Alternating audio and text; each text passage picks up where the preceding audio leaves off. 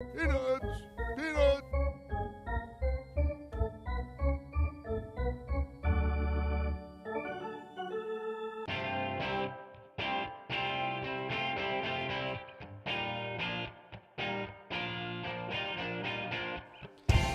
Good morning, everyone, and welcome to another edition of the Bat Around, coming to you live from our Towson studios here. It is a cool and crisp but beautiful Saturday morning, far better than the Hurricane Ian remnants that we had over the last weekend and a few days into this week, although not nearly as bad as what those people in Florida suffered. So prayers out to them, and hopefully they're getting all the support they need and they can bounce back and land on their feet.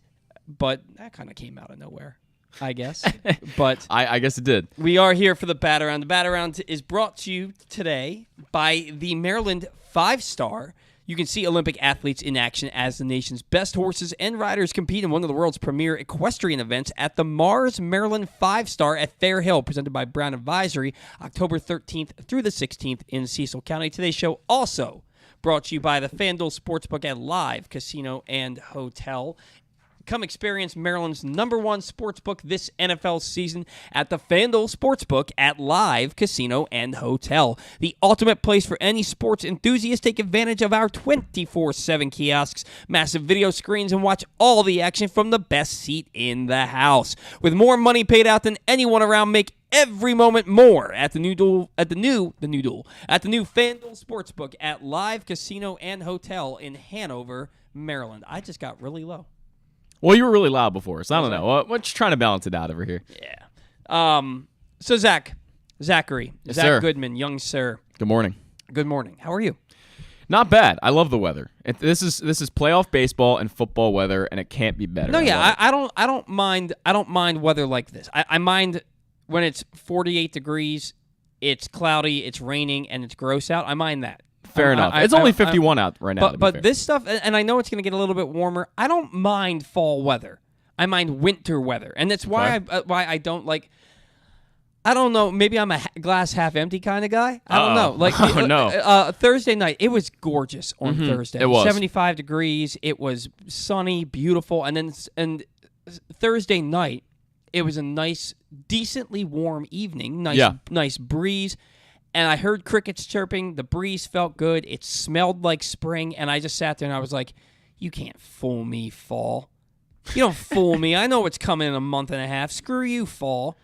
But so that's how I am. The fall weather is beautiful, but then it immediately leads into death. And it's a very morose way. I remember you telling me one time, you're like, well, you know, the leaves are dying. They're falling off the trees. Why should I be excited about that? Yeah, and I'm not. But I am excited about the Baltimore Orioles and the future of the franchise. They finished this year 83-79, clinching their first winning season since 2016. For me, it's a beautiful thing. It is a beautiful thing to watch your team play winning baseball. I found myself on Thursday sitting there like, I'm still in the mindset of there's a baseball game tonight, right? So Sure. I like Tuesdays and Thursdays at the restaurant, because I still need to work at the restaurant to make ends meet. Tuesdays and Thursdays during the baseball season, there's a chance that I can get out reasonably early enough that I can catch 2/3 or at least half of the game, right? Fridays and Saturdays, that's not a thing. Yeah. The entire game will be played while I'm at work. And so on Thursday, I was like, oh, man, okay, the game's going to come on at 7 o'clock tomorrow night. And I was like, oh, wait, baseball's done. Baseball's not done, but Orioles baseball is done. And so I still catch myself in Orioles season mode. And that'll quickly dissipate. But there's always a little bit of heartbreak when the season ends, but there's so much to be excited about and so much to look forward to this offseason, especially with how well they played for the majority of the year. It's hard not to be excited about this team. Yeah, I mean, I think I remember in 2017 watching the last game. I was actually in the hospital at the moment, but I was watching the last game of the Orioles season. Visiting or in attendance? I was actually in the hospital for my lung collapsed. Oh, I had yeah, like you told me about yeah, this. so I had a whole thing, and I was in there for like 8 days, and I was watching the Orioles in the hospital at the end of the last game of 2017, and I remember feeling really sad because they had won, I think it was 75 games that year, and I said, okay, Manny's coming back. All these guys are coming back in 2018. They're going to make a run at it, hopefully. They grabbed some pitching, and they didn't, and I haven't really felt that way about a team since that year in 2017, and I did feel that way this year. I did feel like, man, okay, this team is good. They're only going to get better in the future. Really excited about it. Hate to see the season end, but man, this offseason, it should be a lot of fun. Yeah, and even that 2017 season, they had the best record in baseball on May 10th. They were 22-10, and then they just fell apart after that. And they did go out and they added pitching. They added Andrew Kashner and Alex Cobb. They brought back Chris Tillman, and you're hoping that maybe he had some shoulder issues. He had worked on them in the offseason, and they were just awful. They were just absolutely correct. Awful. And we know because we spent 6 years watching them be awful after that. And this year, you're excited to see what they're going to do this offseason. You kind of are like, all right, let's get these playoffs over with so that we can get into free agency and see what this team's really going to do. Now, I got a lot of flack. I went to the game on Wednesday, and I went to... I saw this. I caught most of the first game, and the first game was flying by. It was flying by. My buddy and I got down there. It was... Is that camera always right there? The one that's filming you, is that always right there? No, I feel like it's moved over a little bit today. Yeah, it's right in the middle of your face. I know. And it's super distracting. It's just super distracting. We can try to move it during the break. I wouldn't. Okay. Glenn's in here 5 days a week. I wouldn't Fair touch it. But anyway, I digress. I get to the game. The game started at 12:30. We get down there about 1:30, and it's already the sixth inning. And we got there just in time to watch Mike Baumann give up the 3-run homer. Yeah. And, on the one hand, you're like, I'm so glad that Hyde let him let him take the opportunity to maybe get through the sixth inning. And then when he gives up the home run, you're thinking, oh, man, I hope that doesn't make Hyde think that he should go with his gut and pull this guy. You know what I mean? Like, I like the fact that even though he gave up the home run, I like the fact that he was given the opportunity to get through that inning. See what you like? Because I heard Jim Hunter say it on a broadcast on Orioles Baseball Tonight last week, that he thought that, Hyde maybe needed to trust his starting pitchers a little bit more. How do you know a guy if a guy can get out of a jam if you never let him try to get out of a jam, right? So I'm a big believer in, even if he doesn't get out of it, at least you let him take that opportunity, and it's going to make him stronger for next time. But so we watch that game. We go upstairs, and we get into we go to our seats because we watch that from behind the bullpen. We go to our seats. Taran Vavra hits the 3-run homer in the bottom of the 8th inning, which is... It was in game 161, so nobody's really paying attention. It's a big moment of the season because they're playing Toronto. It's his first Major League home run. It gave them a 5-4 lead, and it gave DL Hall his first win in his Major League career. It was a big moment that just nobody really is really going to talk about because it happened in game 161. Game 162, second game of the doubleheader lineup comes out. I'm not upset about the lineup because it doesn't make you competitive. They could have put out the same lineup that they put out in game 1 and lost 12-1, and it would have been like, all right, but at least you put out a representative lineup for the fans to see in the final game of the year. You never know if those people are at that game because it's like, you know what, I didn't get to a game this year. I can catch this one. I'm going to go to this game, and I'm going to watch Adley, and I'm going to watch Gunnar. Gunnar's not in the starting lineup. Adley Rutschman's not in the starting lineup. The Orioles lose that game 5-1, and they played a lineup where they had Taran Vavra leading off. They had Jesus Aguilar batting cleanup. Ryan Mountcastle didn't play. They had Ryan McKenna, who played both games of the doubleheader. They had Robinson Chirinos. They had Tyler Nevin in the lineup. Right? Those are 5 guys who aren't really known for their bats, right? And again, it's not the fact that they played. If you have a doubleheader and it's the last 2 games of the year, play your roster. Play everybody on your roster. Give everybody a chance of playing time. But can't you sprinkle that in? Can't you do a couple of guys in the first game and a couple of guys in the second game so that the fans who want to say goodbye to their team for the next 4.5 to 6 months can say goodbye in an appropriate manner by seeing Adley Rutschman play, even if he just DHs, by seeing Gunnar Henderson play? And then Gunnar Henderson, he does get into the game. He pinch hits and he walks, and then he gets another plate appearance and he grounds out. Adley Rutschman, we were watching him. He grabbed a helmet and came and stood on the steps of the dugout. Odor gets an at bat. He walks. And then we see McKenna come up, and he strikes out, and we see Robinson Chirinos is left in the on-deck circle. So Rutschman wasn't even going to pinch hit for Chirinos. How do you justify giving Rougned Odor and Ryan McKenna one last, especially since McKenna played both games, giving each of them that last at-bat in the ninth inning, and having the face of your franchise, who was just voted most valuable Oriole, who has tied for the greatest WAR in a rookie season in Major League history, who has a legitimate shot at winning Rookie of the Year, the person who turned your team around, and he doesn't even get an at-bat in the final game of the season at home in front of the fans. Doesn't even get an at-bat. Well, I'll play devil's advocate for a second. Maybe Brandon Hyde just figured, hey, they've won 83 games. This one doesn't matter. Who really cares who plays today? Maybe that was the approach he took. That came to watch them. But right, and that's the other argument you can make. A lot of people, I saw this on Twitter, and that was kind of the response to you, that, well, you want to keep the guys healthy. Well, you do, I guess, but there's going to be a long offseason for them to get healthy if anything were to happen in this game. So, come on. That's not really the argument. Knock on wood, I'm fairly certain nobody's tearing a labrum or an ACL in 162. I mean, it just... You don't know, but I'm fairly certain that's not happening. I just don't think that's not a legitimate argument. You can't say, oh, Brandon Hyde just wanted to keep his guys healthy. That's not it. Well, and look, they have a whole offseason to get healthy, right? And here's the other thing. I get why he plays the better, more representative lineup in Game 1, because he wants to secure a win. Sure. I totally get that.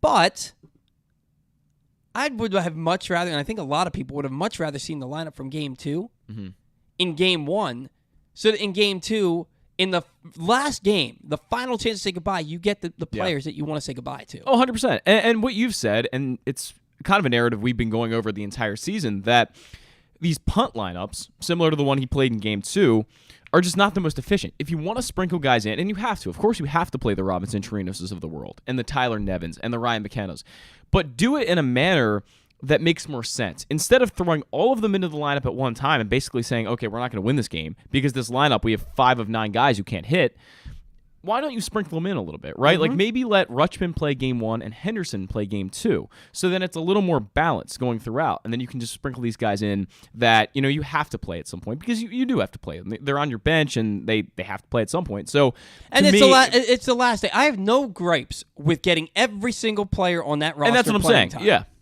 I have no gripes with that. You just have to do it more efficiently. Right. The fact that you looked at the bench for Game 2, and the names that you see on the bench are Cedric Mullins, Ryan Mountcastle, Gunnar Henderson, Adley Rutschman, and to a lesser extent, Austin Hayes. And that's been 90% of your offense this year. Legitimately, your best offensive players, you sat all of them except for Anthony Santander. Yeah. And Santander, aside from that 6 homers in 4 games stretch, which was awesome, aside from that stretch, I think he finished the season batting like .239. I think it's going to be one of the most... We're going to talk about this, I'm sure, because he is a trade piece and some guy that could definitely bring value to another team. But I would say this is arguably the most confusing season for any Oriole was Anthony Santander, because there were stretches where he was really good, and we felt, this is a middle-of-the-order bat. And I've seen people say, oh, we should get extended because of these stretches and whatever. But I don't know if he did enough for me. I don't know if the on-base percentage was there. Crazy. He hit for a lot of power. I mean, he hit,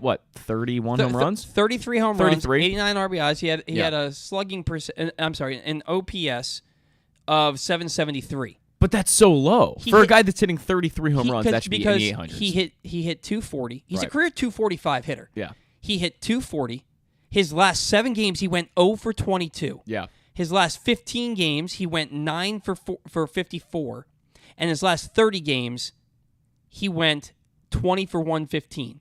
That's a 174 batting average over his last 30 games. He finished the year, despite having a career high by 32 walks. He had 55 walks on the season. Okay. His on base percentage was .318. Yeah. That's Mark Trumbo numbers. That's not a middle of the order bat.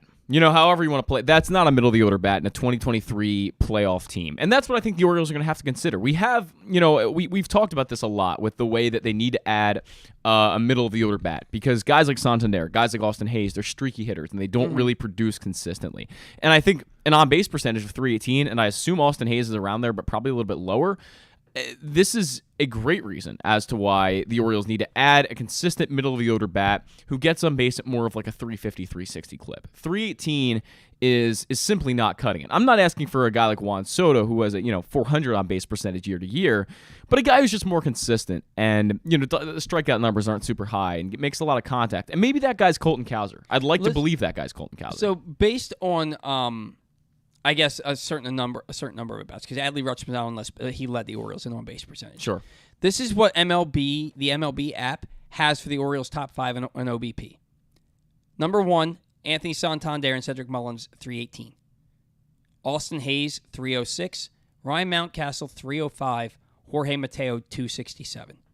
We're talking about Jorge Mateo like he should be an everyday player next year for the Orioles. His OBP is 267. I'd rather his batting average be 267. I'll give him the pass there because he is so dangerous on the base paths, and he is an incredible defender. But that's a super utility guy. It is. I don't disagree, but he did. I believe he was at least a 3-WAR player this year. WAR is very but that's because volatile. That's because of his defense. But that's not a. It's still a 3.5 win player, right? I mean, right. I don't think we can discount that because of his defense. I ran into Luke Jackson at the game on Wednesday. Right, I ran into, and this has really become stream of consciousness with this conversation because I had a direction I wanted to take this show in, and we have not gone in that direction. But we'll get back on track. But I ran into Luke Jackson at the game between the two games on Wednesday, and he said Jorge Mateo could be a starting shortstop for the Cleveland Guardians because that's a guy that you can bat ninth, he can play good defense for you, and he helps you win your division. He can't be a starting shortstop in the American League East, not when you have the Yankees, the Blue Jays, the Rays, and then the Red Sox, who you know are going to bounce back, all in your division. You can't have a starting shortstop that hits 220 with a 267 on base percentage. He can play. He can come in as a defensive replacement. He can pinch run. He can get a couple of starts a week. I love Jorge Mateo. I don't think he should be an everyday player. I just don't. I think Joey Ortiz can play just as good a defense for you at the major league level and hit better and get on base better. I really believe that. But, like I said, we're getting off track here.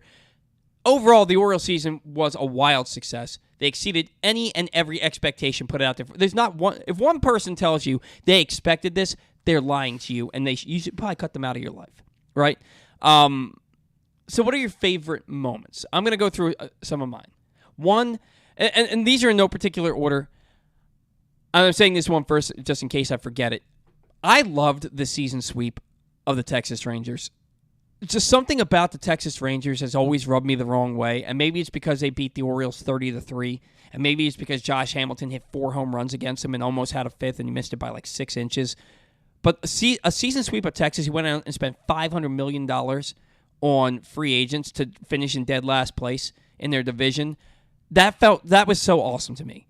The Terran Vavra 3-run shot in the bottom of the ninth gives the Orioles a 5-4 win. His first Major League home run, D.L. Hall's first Major League win, and Brian Baker's first Major League save. I just thought that was a cool moment. Gunnar Henderson, the home run in his first big league hit in his first big league game.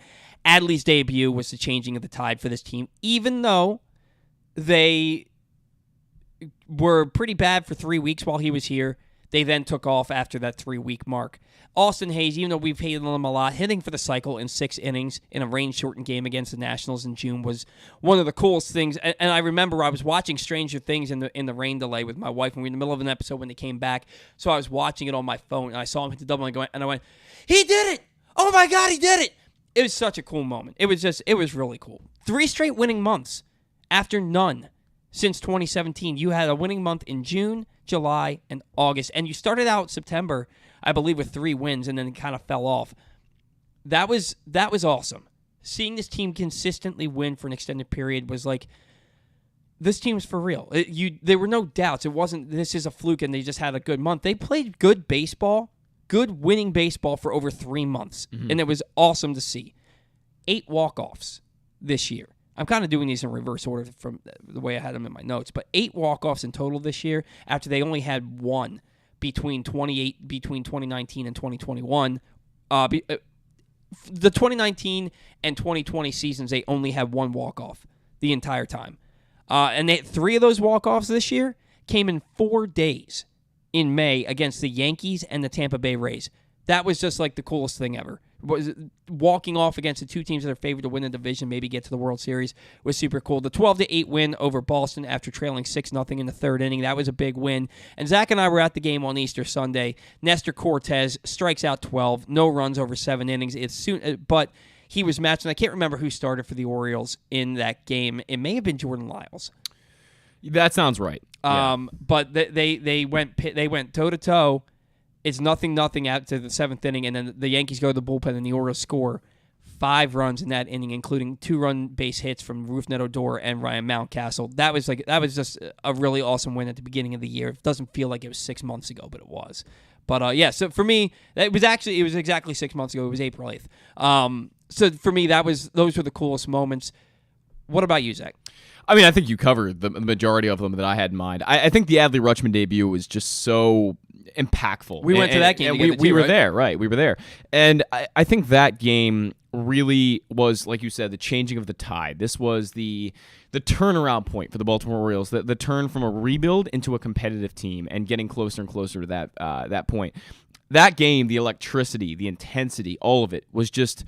It's beyond anything I've really experienced before. I've never been to an Orioles playoff game, so I've never really gotten to experience that kind of thing. And it felt like a playoff atmosphere to me. That was so important. And I think, I wasn't at Gunner's debut, obviously, but Ken Wyman was. Yeah, I mean, the energy of these moments and the intensity and the importance is all, it stays in your brain the entire game. And I think that game was just my favorite moment of the season by far. There was nothing I enjoyed more than that. What, the Gunner game or the No, Rutschman, the Adley Rutschman debut. There's nothing I enjoyed more than that. I did want to mention one moment. Kyle Stowers hitting his first Major League career home run. Yeah. In a game that he tied it on the last strike of the game. After the left fielder dropped the foul. After pop. Adam Engel drops that's on, I believe it was August 26th against the Chicago White Sox. Adam Engel drops a pop-up. Kyle Stowers ties the game. The Orioles come back to win in extra innings. That was an incredible moment, too. And that was still at a point at the end of August where we thought, hey, the Orioles might definitely make a run at this thing. Might definitely make a run at this thing. Well, and Kyle Stowers was, we thought, going to be a big part of it. And let's talk about how they might make a run at things. Yeah. Right? Because we talked about this. They lost a bad game to the Pittsburgh Pirates in game 108, which was the 2/3 of the way through the season. Yeah. Last third of the season, we said that they probably needed to win 33, 34 games of those 34 to make a run at the playoffs. Instead they went 27-27. And what really the crazy thing is they actually hit a season high 10 games above 500 after winning, I think it was something like 9 of 12. At one point going into September. On September 3rd, they won a game and they got to 10 games over 500, 71-61. Yeah. Their final 30 games after that, they went 12-18. Mm. Seattle, from that point on, went 15-14. The Orioles trailed them by 3.5 games on Saturday after that game on September 3rd. Seattle went 15-14. Tampa Bay went 12-19. O's trailed them by 3.5 games in the standings, and that's where my lamentations come from. Right? I feel like they left something on the table. Tampa Bay, and I got to do this quickly. Tampa Bay lost 7 of 9 and 12 of 16 to end the season, including losing their final 5 games. The Orioles, on September 9th, after the game on September 18th, the Orioles were 5.5 games behind Tampa Bay. Yeah. Tampa Bay, from that point on, again, they lost 12 of 16 to end the season. They lost 7 of 9 to end the season. They lost their last 5 games, and the Orioles still couldn't take advantage. There were only 4. From September 19th on, Tampa Bay won 4 times the rest of the year, and only once did they win on the day in which the Orioles lost, which was September 27th. On September 19th and 20th, Tampa Bay lost 2 games. The Orioles lost both those days to the last-placed Detroit Tigers. Yeah. They lost the first game 11-0. It was the worst game of the year. The next game they lost 3-2, and it was when Brandon Hyde brought Joey Crable in the 6th inning, and he gave up a home run in that 6th inning. September 24th, Tampa Bay lost. The Orioles blew a 5-2 lead against Houston and a 9-7 lead in the 9th inning, and they lost that game. September 25th, Tampa Bay lost. O's had a winning run on third base with 1 out in the bottom of the 10th, and they didn't score, and they lost in 11. Tampa Bay lost September 28th and 29th. Orioles lost to the last place Boston Red Sox 3-1 and 5-3. Both teams won on September 30th. The Orioles were eliminated after the games on September 30th, right? Which means if the Orioles have won the games that they should have won, instead of being eliminated after the games on September 13th, they would have been a half game behind Tampa Bay with 5 to play. Those remaining 5 games, Tampa Bay, we already said they lost all of them. The Orioles won 2.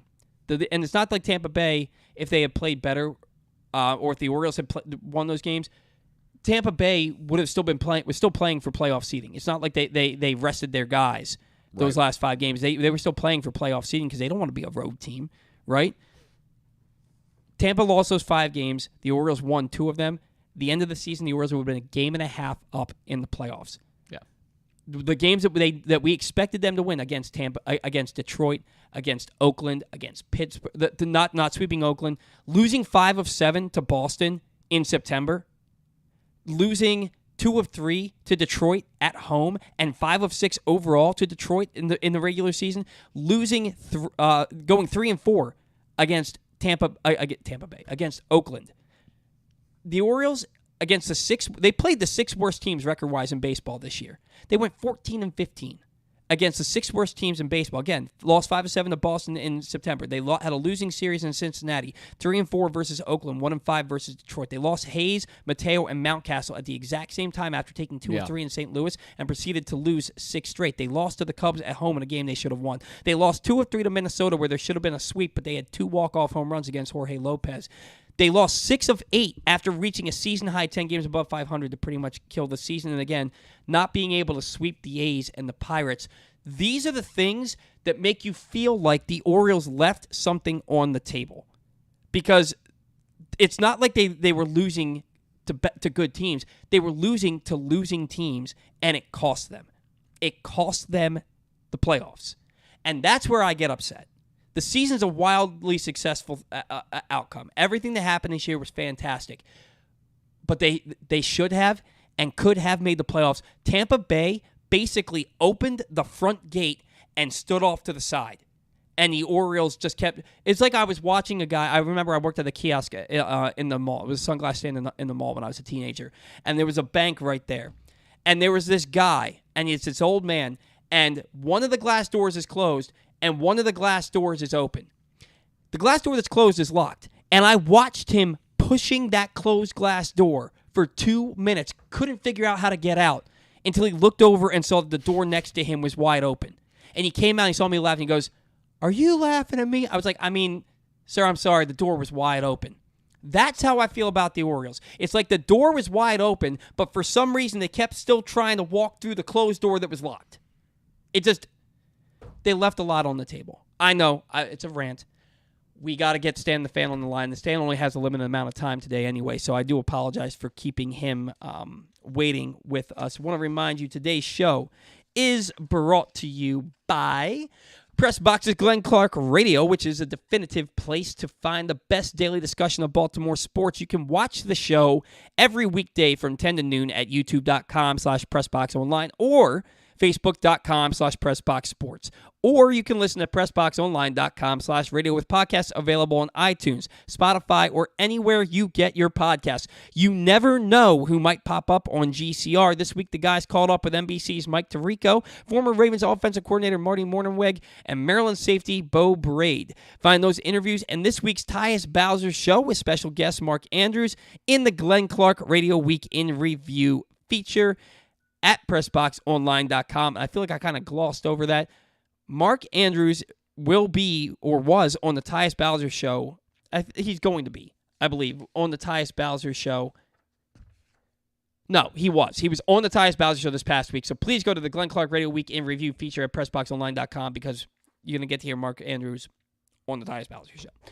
We're having a little bit of trouble getting Stan on the line. I know that Stan is headed down to College Park with Gary Stein today. I guess they're catching the Maryland-Purdue game, which is that's a big game. So we're going to keep trying to call Stan. Sometimes these things happen. He may have forgotten. He may have forgotten that we were doing this, or maybe he's wrapped up in conversation with Zach. Just try this last time. If he doesn't answer it, we'll just wait for him to call. And if he doesn't call, well, we can talk to him next week, or I can, because Zach's not going to be here next week. I can't remember what he's doing, but he's not going to be here next week. So Ryan Blake will be filling in. I'll be producing the show. I got a bone up on that because it's been a while. But, we'll keep trucking along here on the bat around today. Orioles, 83-79, had an opportunity at the playoffs, hoping that what they do in this offseason gets them over that hump. And Zach does have Stan on the line. Zach has Stan on the line. We're going to talk to him in just a moment about the Orioles season as a whole. All right, joining us now on the bat around, as I just said, Stan the Fan Charles, and Stan's in the car, I believe, with Gary Stein on his way down to the Maryland. Stan, you're going to the Maryland football game today? We're going to the Maryland football game today, Mr. Stein and I. Yep. Sounds like a blast. I know you have limited time, so we'll try and keep things short here with you today. Okay. Stan, Orioles end the season 83-79. You look back at the season. Are there any moments in particular that stood out to you as things that you're going to remember forever? That's a pretty long. I got a lot of memories now because I'm 70 years old, Paul. So I don't know about remembering them forever. Obviously, the debuts of Adley Rutschman and Gunnar Henderson are really special moments to me. Those games in Houston where our pitching, really stepped up. Watching Jorge Lopez end up, becoming a really good relief pitcher when that's what I projected him as. And then watching us make those couple trades. Of course, Trey Mancini last, home run that he hit as an Oriole being an inside-the-park home run. Mo Gabbard, yeah. That flooded back a lot of memories about Mo and everything. So there were moments. But, the real memories are when you start to win, Those become the ones you remember forever. I agree. Now, Stan, the team improved by 31 wins. It's the biggest turnaround in the sport in 123 years. You look at what Scott Servais did out in Seattle. He took that team back to the playoffs for the first time since 2001, ending the longest drought in American sports. You look at Terry Francona. The Guardians weren't expected to do anything. They go out there and they win the division, and then they win their first game in the playoffs, which doesn't matter for Manager of the Year. And then Dusty Baker winning over 100 games again with Houston. Is Brandon Hyde the Manager of the Year, or are those guys going to have something to say about it before it's all said and done? As much as I'd love to see Brandon win the award, and Brandon is certainly doing, in my opinion, has done a really, really good job under tough circumstances with the Orioles, because very similar, not that he's a similar manager or personality to Buck Showalter, but he's created the culture in there. The players end up adhering to the culture that he sets down, and he's done a wonderful job. But I think the job that Scott Servais did or has done in Seattle is going to warrant him winning the award this year. Yeah, I think he's probably my favorite to win. Not that he's the one I want to win the most, but I think he's the guy. I mean, you end a 22-season playoff drought, and I'm pretty sure that you're the guy that's going to win the award. And if it's not him, Terry Francona taking a team, he did what Brandon Hyde did, right? He took a team that was expected to finish dead last, and not only did he have them a winning team, he went a little bit further and won the division. And to me, it's those two guys. Well, he's a great manager, Terry Francona. I did not buy that they were going to be a last place team, but that's me. Well, I thought their pitching would be too good for that. Yeah, exactly. They've got some terrific pitching, and they're kind of my sleeper team. And now that I watched what Luis Castillo did yesterday, if Robbie Ray can keep the ball in the ballpark, that's an awfully tough duo at the top of that rotation in Seattle. Yeah, the Blue Jays are going to have their hands full. We'll get to that here in just a minute, Stan. Is there anything that you're lamenting from this season? Like I just went over it with Zach. Tampa Bay, Stan, down the stretch, the last 16 games, they won 4 games.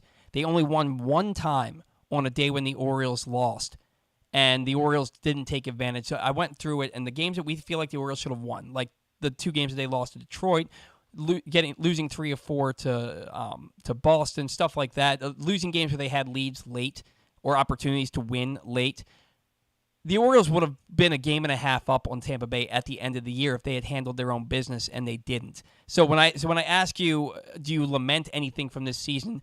Is that something that you feel like maybe they left something on the table, or is it all just wildly successful in your eyes? To me, it's not that it's wildly successful. It was surprisingly successful, and I always find in sports that teams, they don't just go from where the Orioles were to knowing how to win. There's something about knowing how to win, and I think they learned some lessons this year through that. But it was interesting when I wrote the column shortly after Labor Day. I wrote a column that they weren't out of it. I was pretty spot on how they had to do. They just had to take care of their business. They couldn't lose 2 out of 3 to Boston. They couldn't lose those first 2 games to Detroit. A lot of times those are the games, not the ones head up with your closest competitor. Because we were looking at Tampa at that time as our closest Toronto as our closest, and we lost 3 out of 4 to them, and then 2 out of 3 to them. A lot of times it's not those losses; it's the ones where you don't beat the teams that you're supposed to beat. Right. So I think they learned a valuable lesson this year. Yeah, it's losing 2 of 3 to Detroit, and it's losing 5 of 7 to Boston after Labor Day. Those are, you can't do that and expect to make a run. I 100% agree with you. Now I'm looking at some of the guys who I consider to be bubble players for the Orioles, and that's Ryan McKenna, Austin Hayes, and Ramon Arias. They're all under contract for next year. Ryan McKenna is a 4th outfielder. But I really think, look, if the Orioles determine they want a more consistent player playing in the outfield every day than Austin Hayes, does that then make Hayes your 4th outfielder? Does he push Ryan McKenna out? So I'll ask that question first. Well, there's so many different ways that this can go at this point in time. Mike Elias, I was unable because of the Jewish holidays to go down to be there for his meeting with the press corps, end of season meeting. He wasn't detailing anything that they're going to do. It was all broad strokes that they want to get better. And certainly Hayes is a guy, he didn't discredit himself this year, but it was a sort of a mystifying season after the finish he had the last 2 months of 21 and the first 2 months he had of a brand new season. It looked like he had established himself as the most solid piece in that outfield. Right. He hasn't totally discredited himself, but he's become more suspect as to not to whether he's going to have a major league career. He clearly is going to have an okay major league career in the next 8 years or something like that. But it's whether he is a piece that you want to have around. I kind of agree with you that I'm ready to we got to do better than that, Right. So I don't know how it's going to, work out. I certainly think that McKenna proved to be an okay, 4th outfielder. I'd like to see him do a little bit better than that too. But, sometimes those aren't easy to find, the right fits. You're right. Stan, hey, and it leads me to I look at this Orioles outfield, and many people would look at this Orioles outfield on the surface and say, Anthony Santander is a switch-hitting outfielder with power. He just had a 33-homer season. Austin Hayes is a good defender with a great arm who's got some pop, and he might not hurt you. Cedric Mullins just came off a 30-30 season, followed up with a 16-homer, 35 stolen base season with 30 doubles. He had a good, and he played Gold Glove defense. He had a great year too. But then you look at it, your outfield, those 3 outfielders, their on base percentages are 306, 318, 318. Don't you need better production from your outfield than 306, 318, 318 for the OBP? Well, there's no question about it. It's not a secret that teams that win World Series don't have throughout their lineup, and then you throw Mountcastle into it, and who's Mateo, got like a 320. Yeah, and Mateo's under 300. There are reasons that, there are reasons that the Orioles weren't able to win 95 games, 98 games this year. Why it peaked out at 83. That stuff catches up with you. Might not catch up with you over a 2-month period, but that's the beauty of baseball. Is it, as a lot of players, I hear it more and more now from players. It's a game of failure. You fail 2 out of 3 times, and you're still doing really good.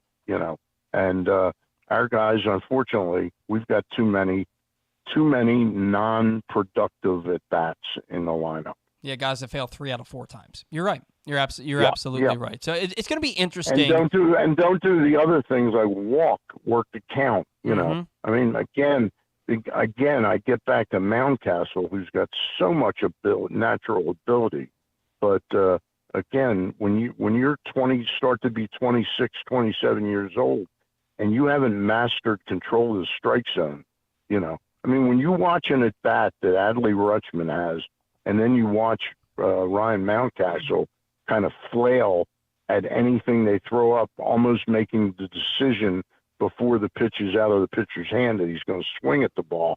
That's not going to cut it, in my opinion, when you're trying to build a championship team. No, I agree with you. The good news is that you do have Adley Rutschman, Gunnar Henderson, who take professional at bats, and Terrin Vavra. I don't know that Terrin Vavra is going to be an everyday player, but he takes professional at bats and he has good bat to ball skills. And even to a certain extent, at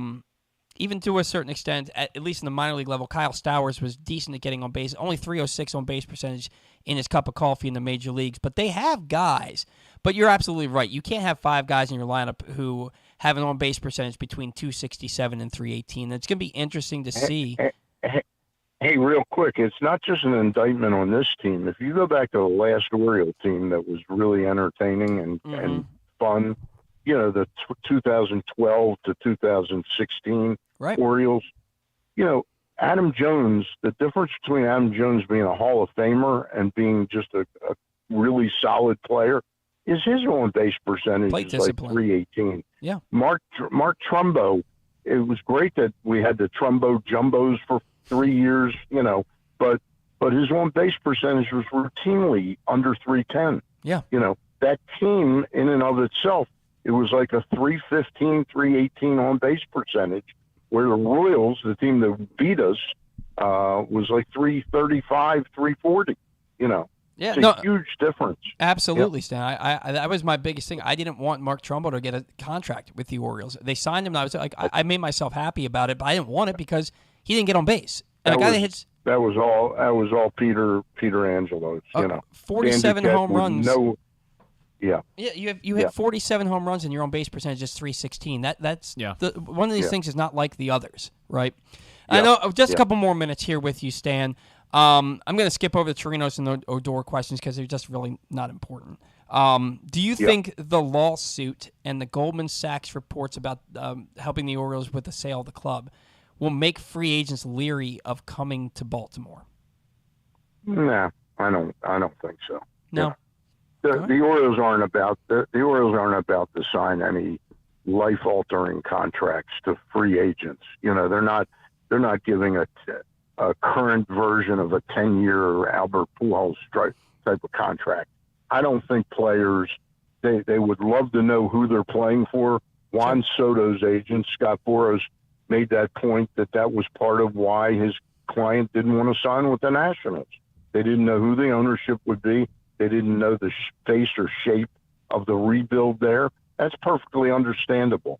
But any free agent that's looking at here and is talking about a 2, 3, max 4-year contract is not going to be put off by, I don't want to go there. They're offering me $60 million over 4 years, but I don't know who the owner is going to be. I just don't think that they think about that. Fair enough. And then finally, Stan, playoff started yesterday. The Rays lose to the Guardians 2-1. Blue Jays lose to the Mariners 4-0. Phillies with that epic ninth inning down 2-0. They score 6 runs to win 6-2. Padres handle Max Scherzer and the Mets 7-1. Who do you have for the rest of this wild card series heading into the divisional round? Well, the National League certainly didn't go according to Hoyle. I thought Oliver Marmot, the rookie manager of the Cardinals, left his closer out there a little too long. Bringing the secondary pitcher in when the bases are already loaded. There's one out, and he's already let up a run when you only had a 2-0 lead. I thought he showed his inexperience there. I've been spot on about the Mets this year. As much as I love Buck Showalter and love how much Steve Cohen wants to win, the Mets are built. They're built to win if Max Scherzer and Jacob deGrom are pitching at their highest level, and neither one is. Right. So it wasn't totally a shock to me.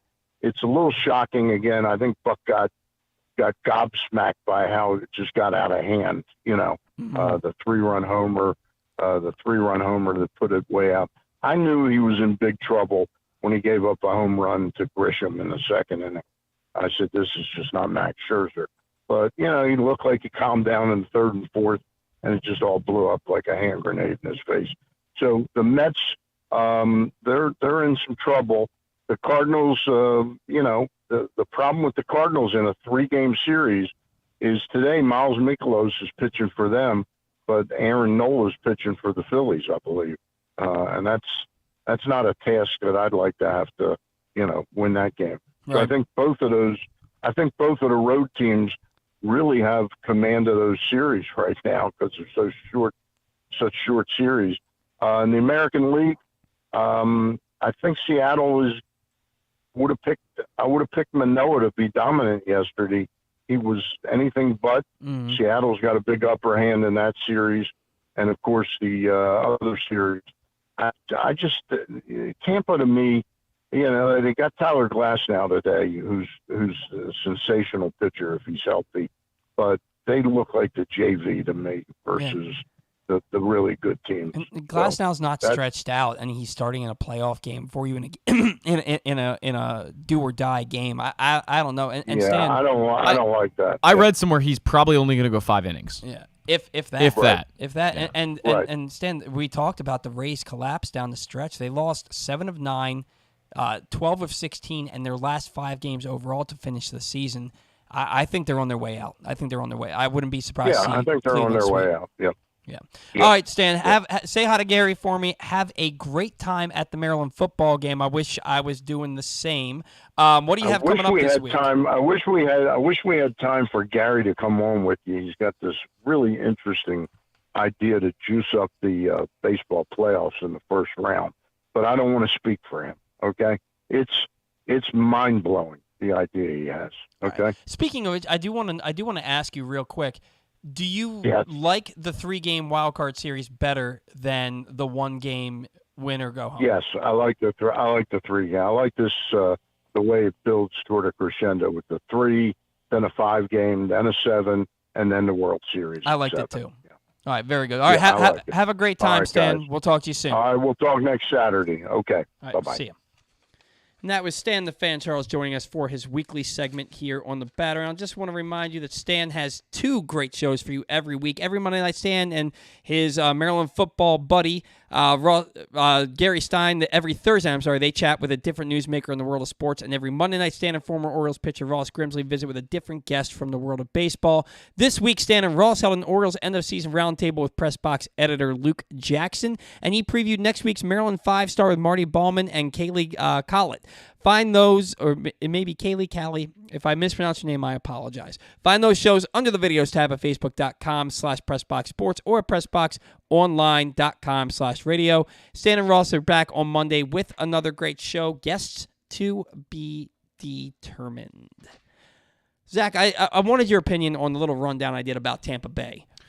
About how poorly they played down the stretch and how the opportunity was right there for the Orioles to coast into the playoffs, and they kind of blew the opportunity.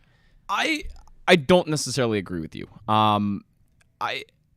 I'm still looking at it from the perspective I looked at it when the season started, and that's the fact that the Orioles were not supposed to make the playoffs. Okay. And they had very little chance. I mean, I think Fangraphs projected them at like 0.1% chance to make the playoffs, and they didn't, which was largely the conclusion that most people had come to that they weren't going to when the season started.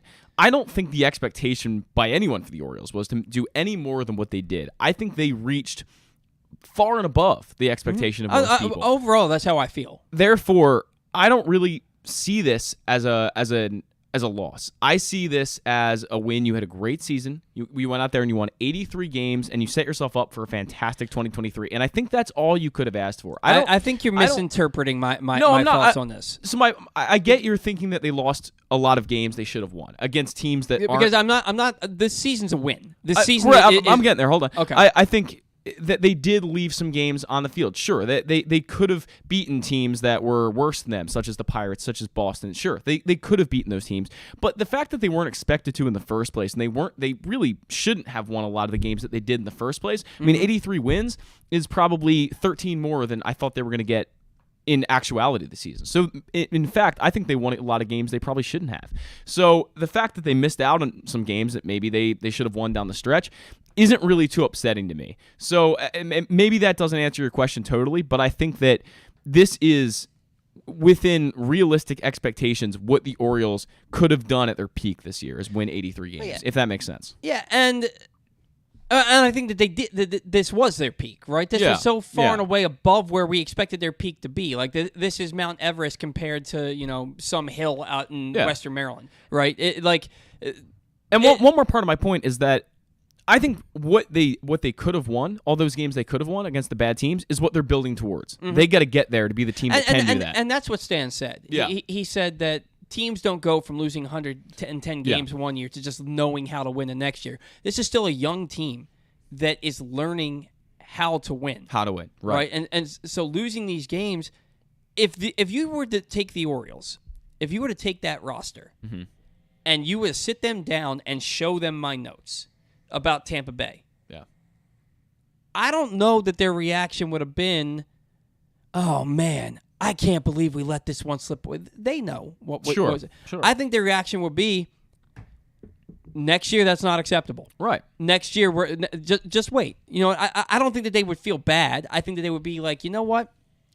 Let's go out there and flip this on its head next year. And this isn't a slight to anyone, but on the Orioles team. But I think that you look at the talent level that they had, and 83 wins is more than the talent that was on this team. It just is. Guys like Rougned Odor, they technically outperformed what I even expected of him. I expected worse, and he was still horrible. I expected him to be DFA'd by the end by June, and he made the whole season. Some of these guys, like the Orioles team in general, really exceeded expectations. Mm-hmm. And 83 wins, again, is above that talent level that I believe the Orioles are at. So once you add more talent in this offseason, and I've been talking about the bench and really improving the efficiency and the quality of the guys there, you're going to start winning those games in Boston and in Pittsburgh that you have to win. I think that's going to be a next year thing. And again, like Stan said, you got to learn how to win, and you're going to build up to winning those games that you're not going to look at the end of the season and go, hey, we should have won that game 2 months ago, right? This is something you're going to build up to because there's better depth on your team, because there's better talent quality in your starting lineup. And I think that's something that's going to be big for them this offseason. And that leads me to something interesting that Stan said there towards the end when I asked him about, are free agents going to be leery to come here because of the lawsuit and because of the Goldman Sachs hiring? And he said the Orioles aren't going to be signing any players to those big contracts. Mm-hmm. And people that are going to be getting 4 for $60 aren't going to not come here because they don't know who ownership is. It's kind of. Do you stand with Stan on that? That the Orioles not necessarily, because if you're saying that if Mike Elias says we're ready to compete with the rest of the guys in the with the big dogs in the American League East, and let's lift off from here, and we have payroll flexibility, and I think a lot of people read into that the same way that Stan does because we have no other option because of what we've seen. History repeats itself with this team, right? But Mike Elias has never been in this situation. We have no idea what he's going to do, but I have to believe that he's going to be signing people, free agents, to bigger contracts in 4 years, $60 million. Possibly. It depends on what's out there. I'm not saying that there won't be a player like that comes in here, but if you want to be competitive, you're going to have to spend the money on the players that make you competitive. Well, I don't think Mike Elias is going into this saying, we're definitely not going to sign a guy to a 6-year, 7-year deal. I don't think he's going in saying that. I think he's probably going in saying, okay, let's see what we got. Let's see what the other teams do. Let's see if we can get the player at the price we want, and we'll go from there. I don't think he's really, again, I always say it about speaking in definitives, and I don't think GMs really ever do that. They don't ever say, we're not going to go do this. They say, okay, let's see what we got, and maybe we'll sign a guy. Maybe we'll only sign 2 guys to 2-year deals, or maybe we'll sign some guys to 6-year deals. Who knows? I mean, I think it's pretty wide open, and it's all really going to depend on what happens with the other teams in the league and what happens with these guys' agents and how much money they want. That's really what it comes down to. And I think that there's going to be I know there's going to be trades. And I'm I think that's more likely than free agency. Right. Yeah. And I do think that they're going to sign some players, but even though I've been talking about it for 4 months now, they're not signing Aaron Judge. I know that. They're not going to give Aaron Judge. He's going to want at a minimum 6 to 7 years. Yeah. Right? I think so. And I don't think anybody should be signing Aaron Judge for 6 to 7 years because we've already seen in his 20s his body starting to break down. He had an historic year this year. If the offer is anything, if he wants anything higher than 4 to 5 years, $200 to $250 million, I don't think you can do that. I don't think you can do that. But I'm still gonna hold out hope. Still gonna hold out that hope. But I do think you can go out and get a Trey Turner. Or that'd be huge. I don't think Dansby Swanson's leaving the Braves. I think he means too much to them. But or you can go get a Jose Abreu. Jose Abreu might be that guy that you can sign for 3 years. That's what I think. Yeah. For 3 years, and I don't know what would that be? $48 million. I don't know if there's a more perfect fit. Yeah. I don't know if they're... Luke Jackson said the same thing to me. He thinks Jose Abreu is the perfect fit. I think it's literally, you couldn't do better for the Orioles. You're looking for a middle-of-the-order bat. I think Mountcastle's kind of played himself into a bit of a question mark, but you have a DH spot, too, that you can play Jose Abreu in. The glove and the talent for Mountcastle is going to keep him as an everyday first baseman. I think so. It's just that Jose Abreu is a guy that's established. He's won an MVP, albeit in a short season, but still, Jose Abreu is that middle-of-the-order bat that you've been talking about for 2 months. Yeah, he is that guy. He hits 300 with 30 homers and 100 RBIs every year. This year he didn't hit the home runs, but he still drove in close to 100 and he still hit well over 300. And I want to say his on-base percentage was in the 360s or 370s. That is the middle-of-the-order bat they need. He gets on base. He absolutely gets on base. So Zach, we're going to do sounding off because it's sounding off for you ties into what Stan was saying at the end about the 3-game wild card round, and you don't like it. I don't like it. Okay, so I wasn't a big fan of the way that it was structured in the first place, right? Mm-hmm. You talk about the 1 game, and you're playing 162 games in the regular season, and then your season's going to be decided by a 1-game wild card? Mm-hmm. That doesn't make sense to me. I always think wild card series should be 3 games. I think that's very fair. What I don't like is the fact that teams that win their division still now under this new CBA have to play in the wild card series. I don't think it's fair to the Cardinals or the Guardians, who went out there and won well over 90 games and won their divisions, to go have to play teams that didn't win their divisions. And I know that, there's 5 teams in each division and that sometimes you're not going to win your division. Like Toronto, for example, is a very good baseball team that didn't win their division. The Mets are the same way. But why should the Cardinals and the Guardians, as teams that won their divisions, have to play teams that didn't? To me, that's not fair. They should get, and I know football does it the same way. The NFL's done that for years. And, if you're not the 1 or 2 seed, you have to, play teams that are the wild card teams. I get that. But to me, I think this is a step backwards. I think they could have done it how they originally did it, where there's 2 wild card teams and they play each other in a 3-game series. That's how I'd prefer to do it. Mm-hmm. Not have teams that win their division play in the wild card series. I don't find that to be right. Yeah, and look, it's either you keep the playoff format the way it was, and you don't add the extra team in each league, and then Tampa Bay doesn't make the playoffs this year. And honestly, they probably shouldn't have, losing 12 won 86 games. Yeah, they lost 12 of 16 down the stretch. Yeah. They lost their last 5 games, 7 of their last 9, and they made the playoffs. I think this is the worst Tampa Bay team to make the playoffs in a very long time. Oh, I agree with you. Yeah. I agree with you.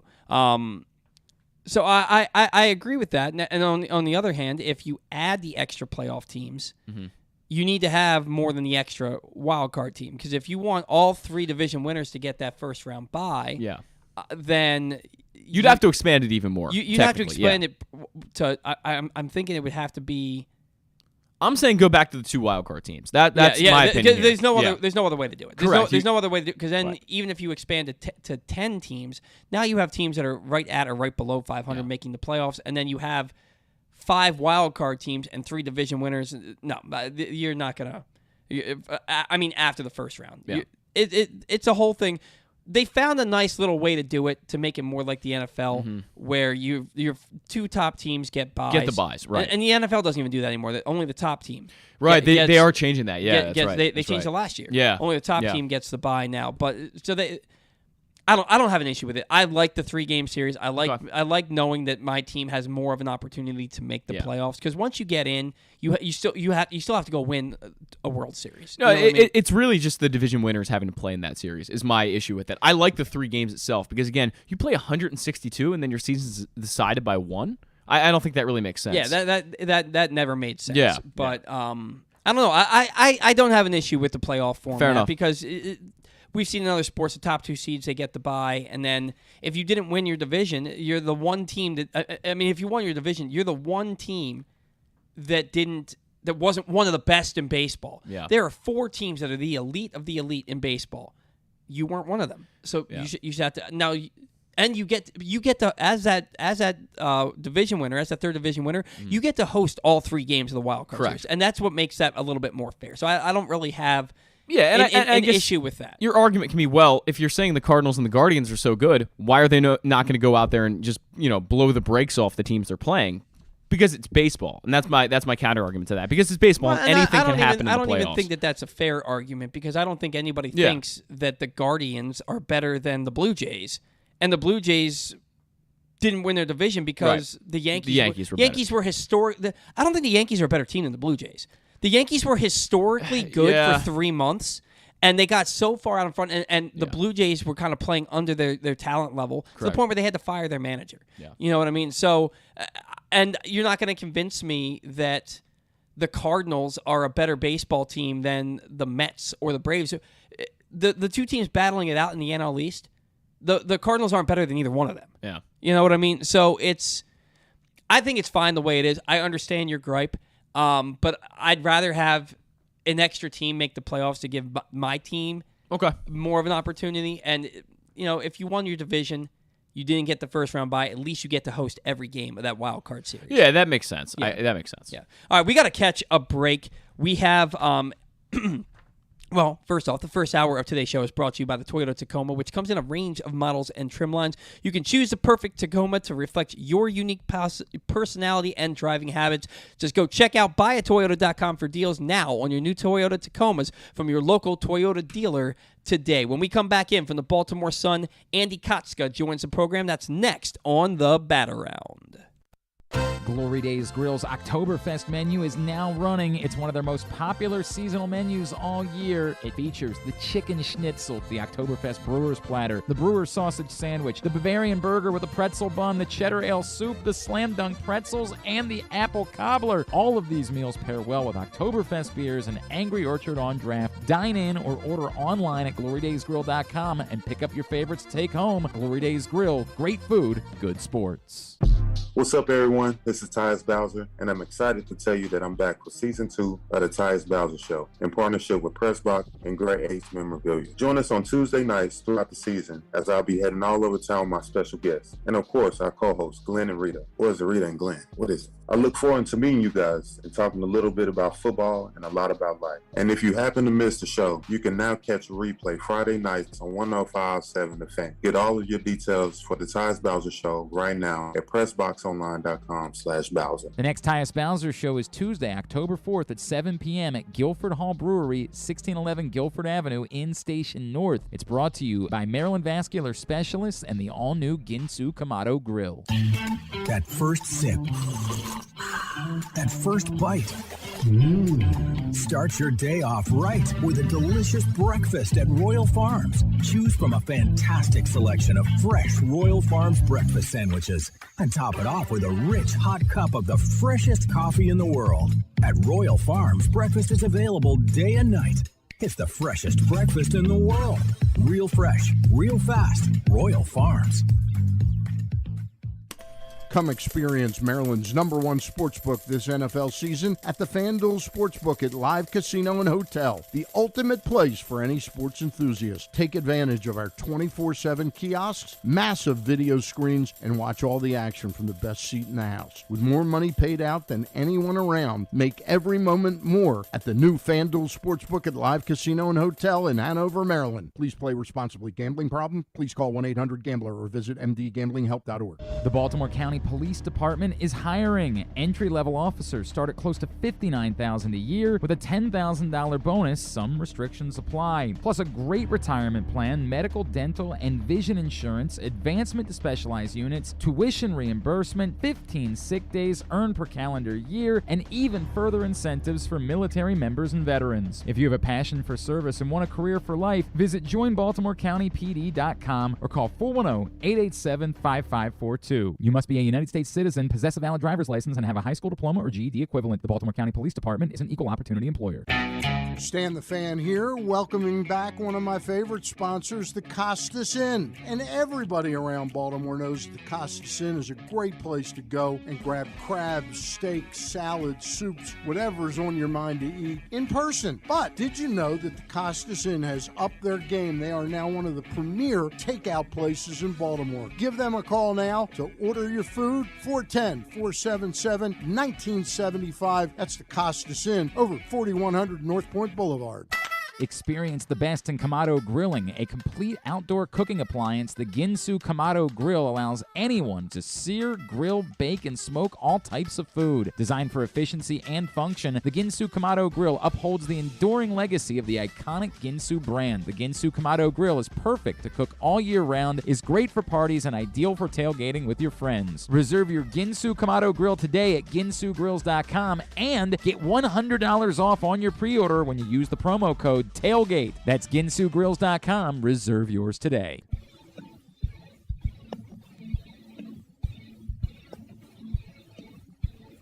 All right, welcome back to the Bat Around. Flying along here on a beautiful Saturday in the Baltimore and Towson area. I want to remind you today's show is brought to you by the FanDuel Sportsbook at Live Casino and Hotel. Come experience Maryland's #1 sportsbook this NFL season at the FanDuel Sportsbook at Live Casino and Hotel. The ultimate place for any sports enthusiast. You can take advantage of our 24/7 kiosks, massive video screens, and watch all the action from the best seat in the house. With more money paid out than anyone around, make every moment more at the new FanDuel Sportsbook at Live Casino and Hotel in Hanover, Maryland. Joining us now for the first time on the program, he's I think for now the newest Orioles beat writer, joining the Orioles beat back in March of 2022 from the Baltimore Sun. He is Andy Kotska. Andy, it's Paul, it's Zach. Thanks for taking some time for us this morning.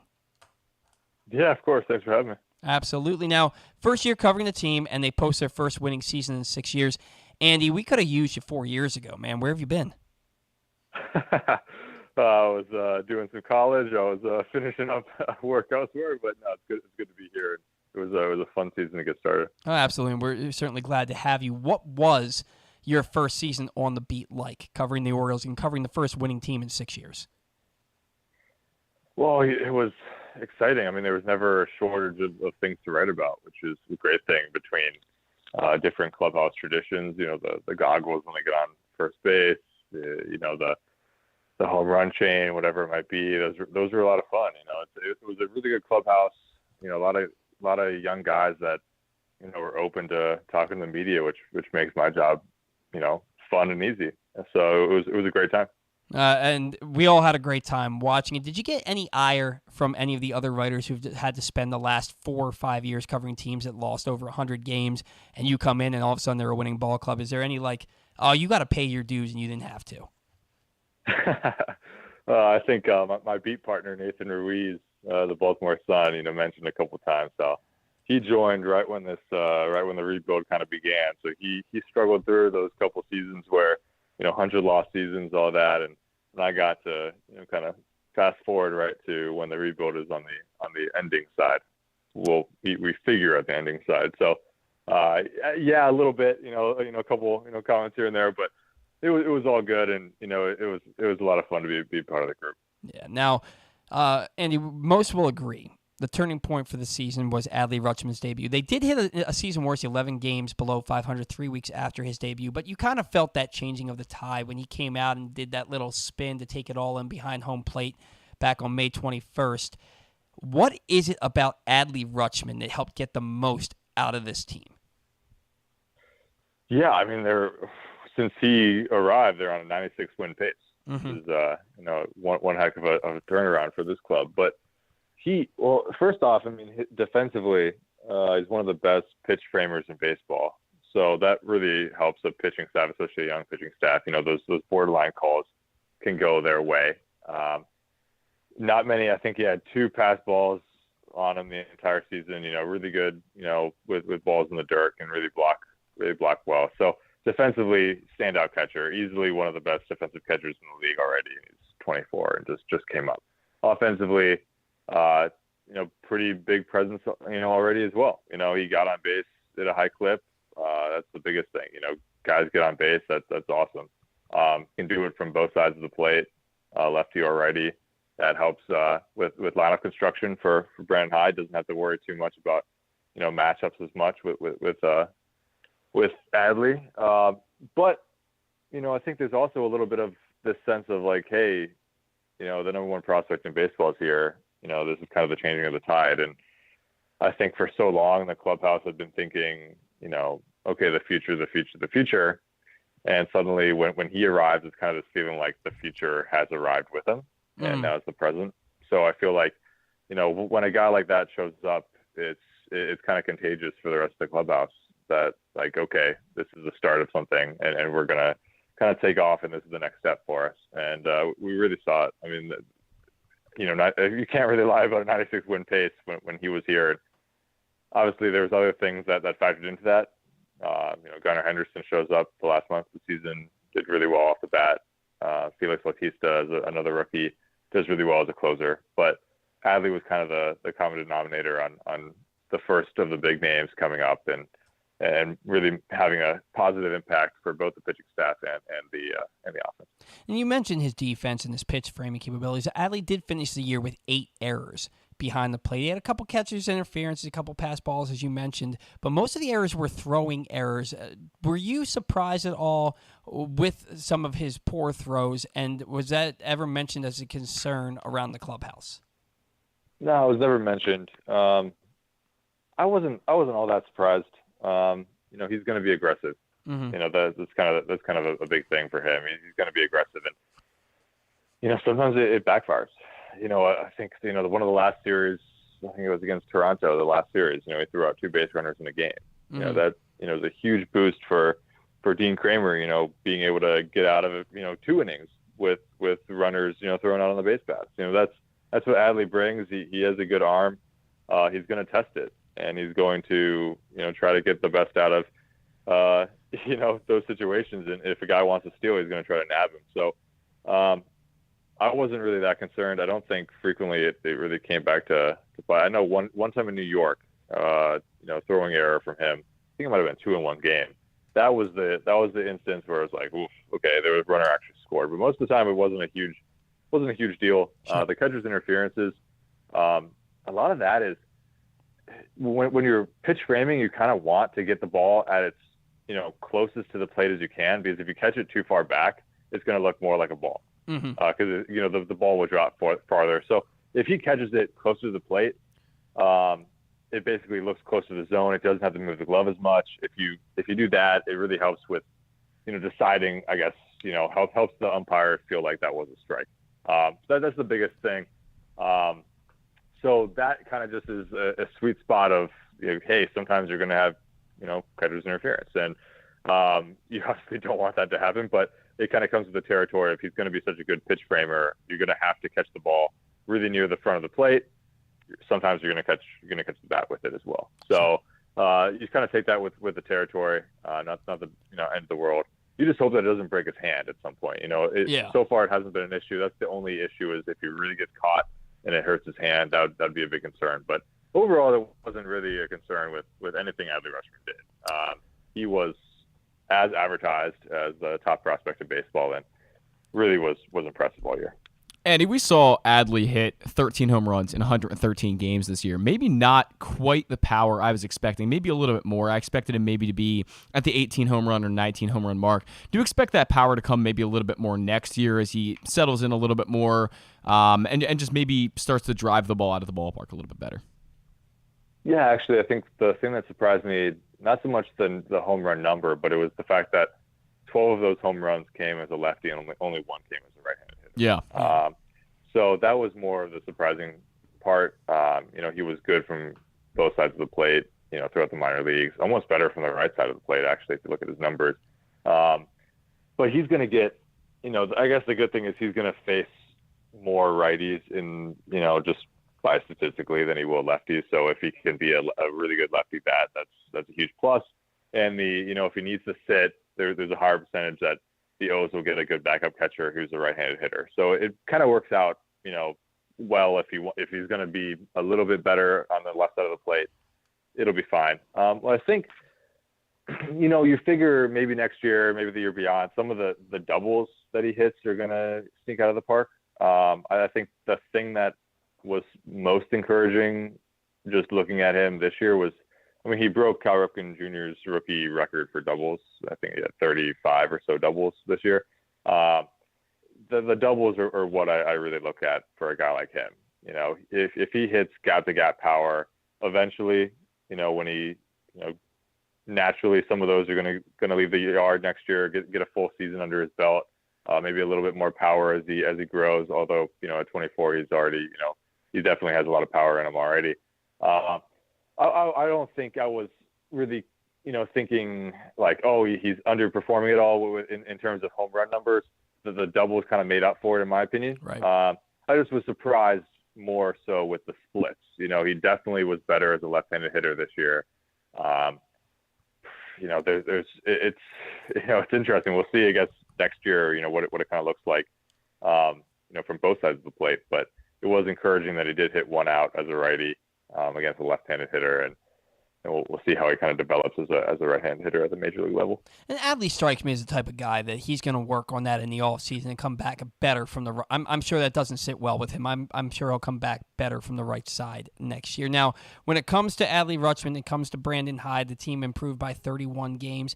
Who deserves more of the credit? Was it Adley Rutschman or Brandon Hyde for that big turnaround? Oof. I don't know. I don't know if I have the answer for you there. That's quite all right. Yeah, if it's okay to say that both did a tremendous job, I'm gonna go the easy route and say both did a tremendous job. I mean, you add Adley Rutschman, and what he does for the pitching staff is huge, and I think that is a big thing. But then, Brandon Hyde really made a case to be the manager of the year, and I think he might not win it because the O's didn't make the playoffs, and that most likely, voters will kind of look at, which teams made the playoffs.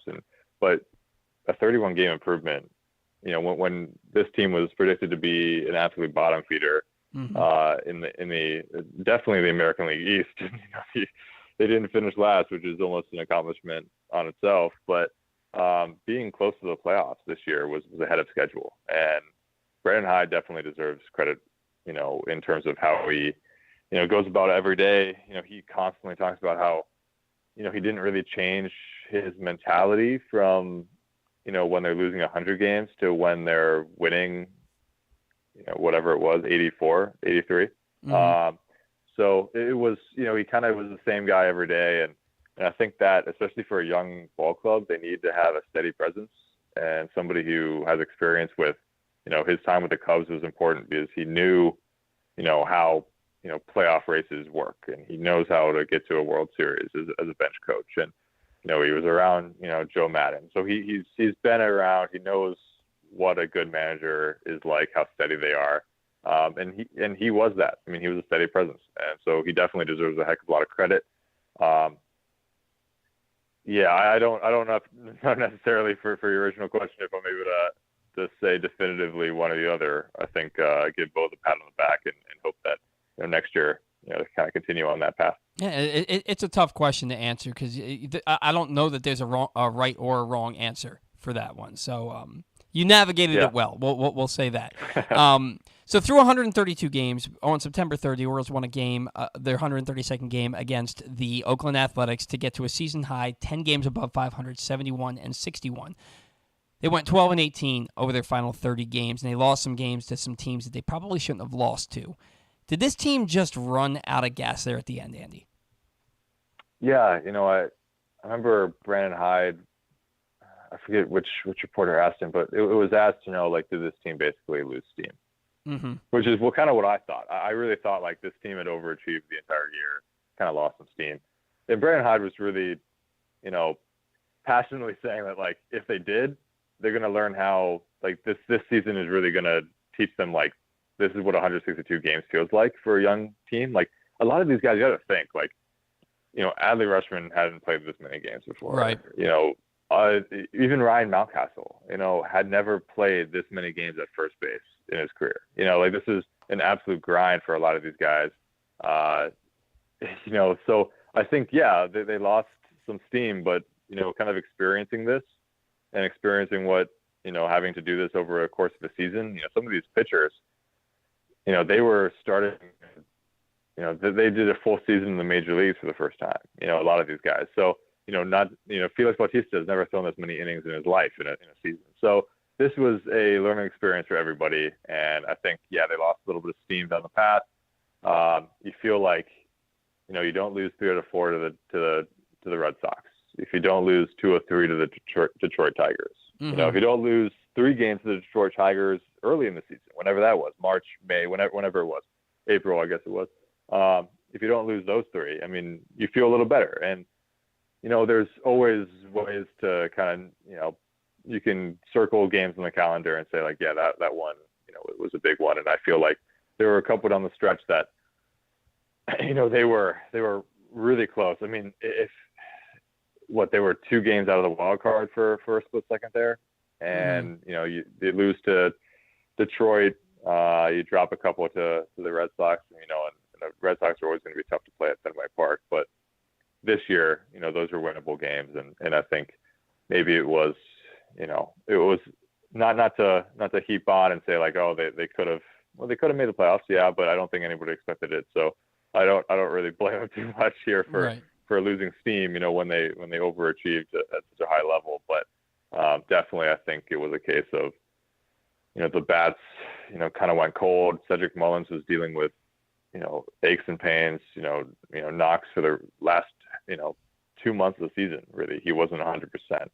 Ryan Mountcastle was dealing with stuff, all stuff that they could play through, but it all, it factors into, the bats going a little cold. If you're dealing with, sore shoulders and things like that. So I think it was a learning experience. And, maybe if maybe next year there's a couple of trade deadline moves to add pieces as a deadline, and that could really help, just another arm here or there. Or, I think, losing, obviously the Trey Mancini trade made sense, but losing Trey Mancini, a really, suitable number 2 option as a backup first baseman, Mountcastle had to play a heck of a lot of games at first base, and I think he felt it. And so next year, I think will be, if they could find a backup first baseman who could really help him split a little bit more, get him to DH a little bit more, that would help. Yeah. Now, if the Orioles ran out of steam, Tampa Bay stalled out on the shoulder of I-95. They lost 12 of their final 16, 7 of their last 9, and their last 5 games overall to end the season. And, Andy, they basically opened the door for the Orioles and dared them to walk through it, and the Orioles just didn't do it. Did you get a sense from this team towards the end of the year that they felt like they left something on the table, like they have unfinished business? I think there's definitely disappointment. They constantly spoke about how, the window was still open. It was still possible. And they wanted it. I mean, most of these guys, especially the young guys, I mean, they're used to winning. They haven't experienced, Adley Rutschman's won a College World Series. Gunnar Henderson went from, winning everything most of the time in Selma, Alabama to, now he's, in the major leagues as a 21-year-old. So these guys know what it's like to win. They want to win. I think they definitely there was a little bit of a sour feeling and sour taste in their mouth that they didn't reach the playoffs. They wanted to reach the playoffs really badly. I think that only maybe motivates them a little bit going into next season and says that they felt what it was like to be a winning club, and that's great and a great accomplishment for this team, considering what this team had done for the previous 4 seasons or whatever it might have been since 2016. Since being a winning club. I think, they'll go into next season, really hungry and saying we got a little bit of taste and we kind of want the full thing. Now, to get there, they're going to need to add to this roster. Mike Elias said it's lift off from here, and he thinks that they've caught up to the rest of the division, and he expects to spend some money this offseason. What does that look like for the Orioles? I know here in Baltimore, when we hear that in the past, it means that they're going to bring in somebody like a Jock Peterson, who's going to strike out a ton, not get on base a ton, but they're going to bring in a beer league softball guy to put in the middle of the order. What do you think it looks like with Mike Elias running a team when he says it's liftoff from here? Yeah, Mike Elias, I don't think will ever get a guy who is strikeout prone. Mm-hmm. He, even if you look at a guy like Austin Hayes, technically isn't the prototypical Mike Elias hitter. Mm-hmm. He just has kind of. He's an important piece of this team, but the Mike Elias hitter is somebody who's going to get on base at a high percentage with walks. Contact rate is really high. Chase rate is low. Look at, Adley Rutschman, Taron Vavra, Gunnar Henderson, Kyle Stowers, can be in that ilk a little bit. Those are the guys that, have kind of been handpicked by Elias and people that he wants. So I would really look more.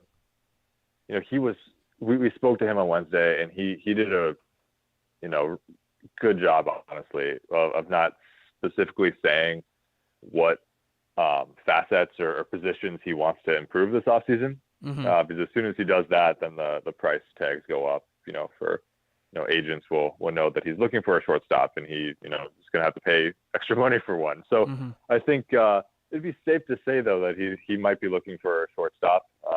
The shortstop market this offseason is going to be robust, especially with, if Carlos Correa opts out, there's Trey Turner, there's Dansby Swanson, if Xander Bogaerts opts out, mm-hmm.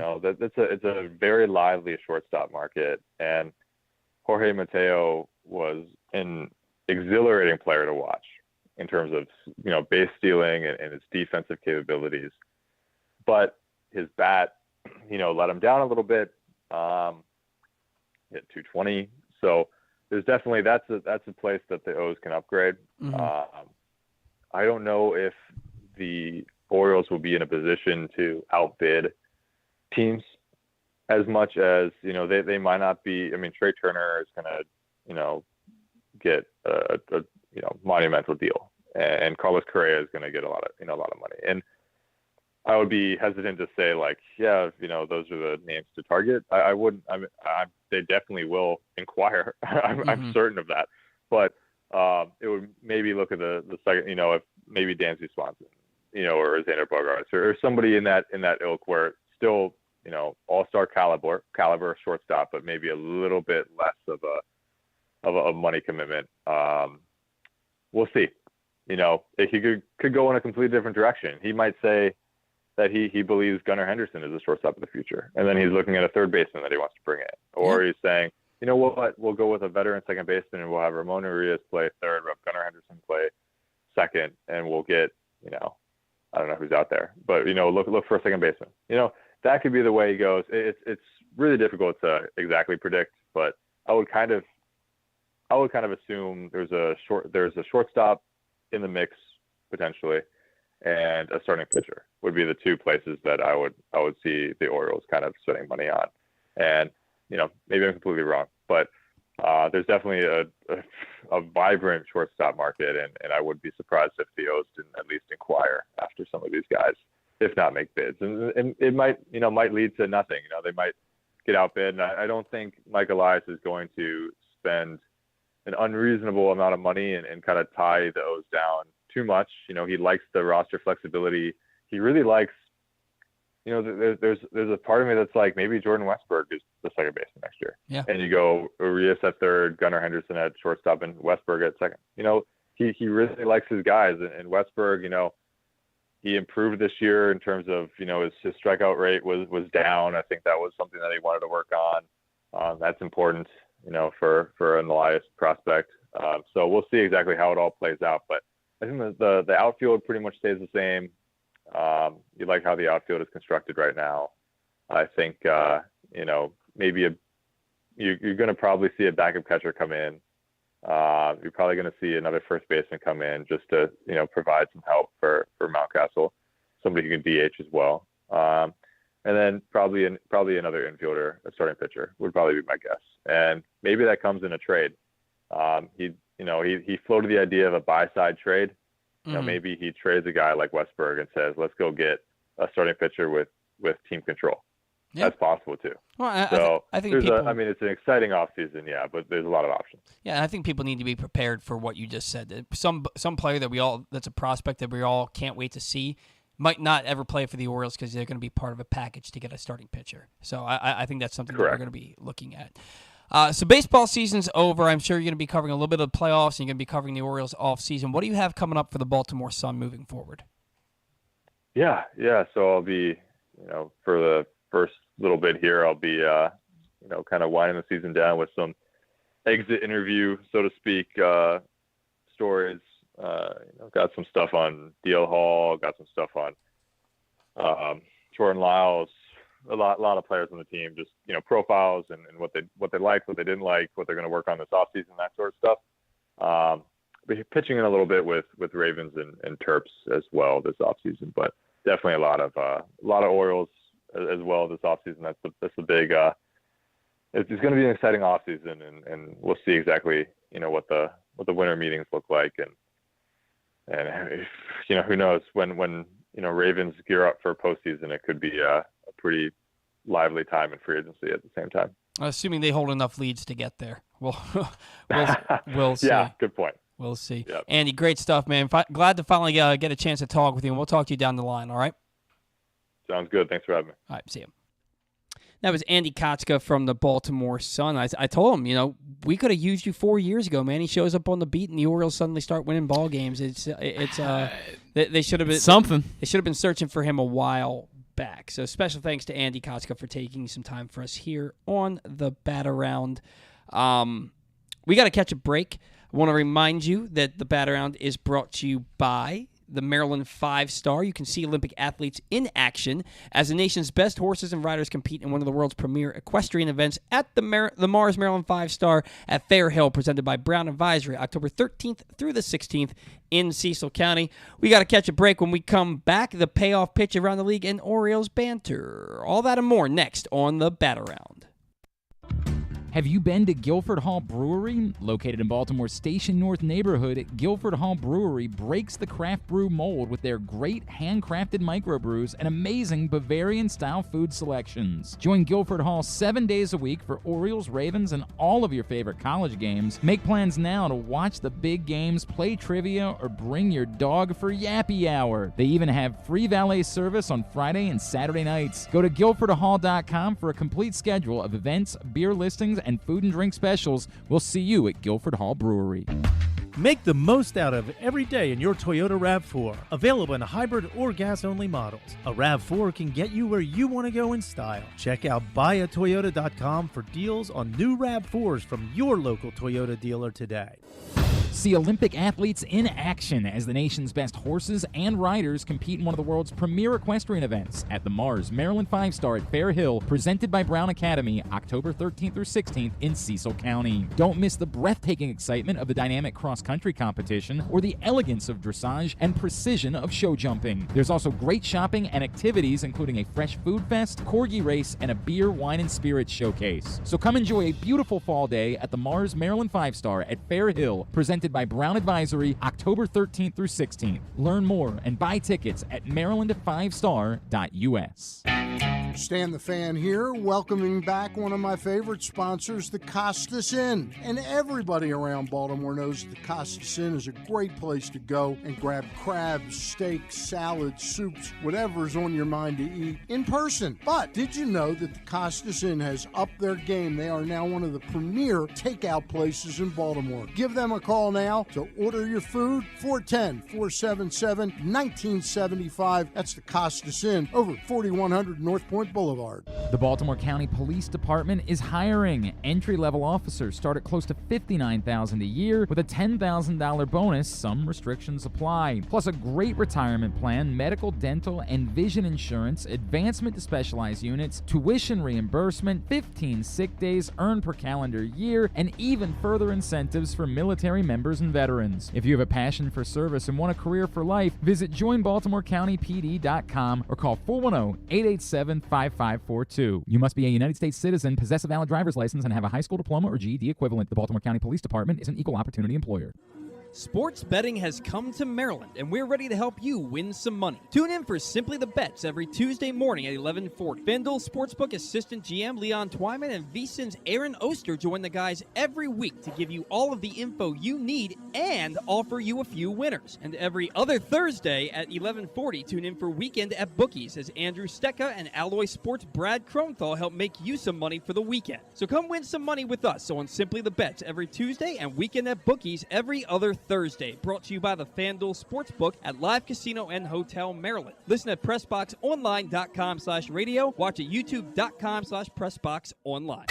Experience the best in Kamado Grilling, a complete outdoor cooking appliance. The Ginsu Kamado Grill allows anyone to sear, grill, bake, and smoke all types of food. Designed for efficiency and function, the Ginsu Kamado Grill upholds the enduring legacy of the iconic Ginsu brand. The Ginsu Kamado Grill is perfect to cook all year round, is great for parties, and ideal for tailgating with your friends. Reserve your Ginsu Kamado Grill today at ginsugrills.com and get $100 off on your pre-order when you use the promo code TAILGATE. That's ginsugrills.com. Reserve yours today.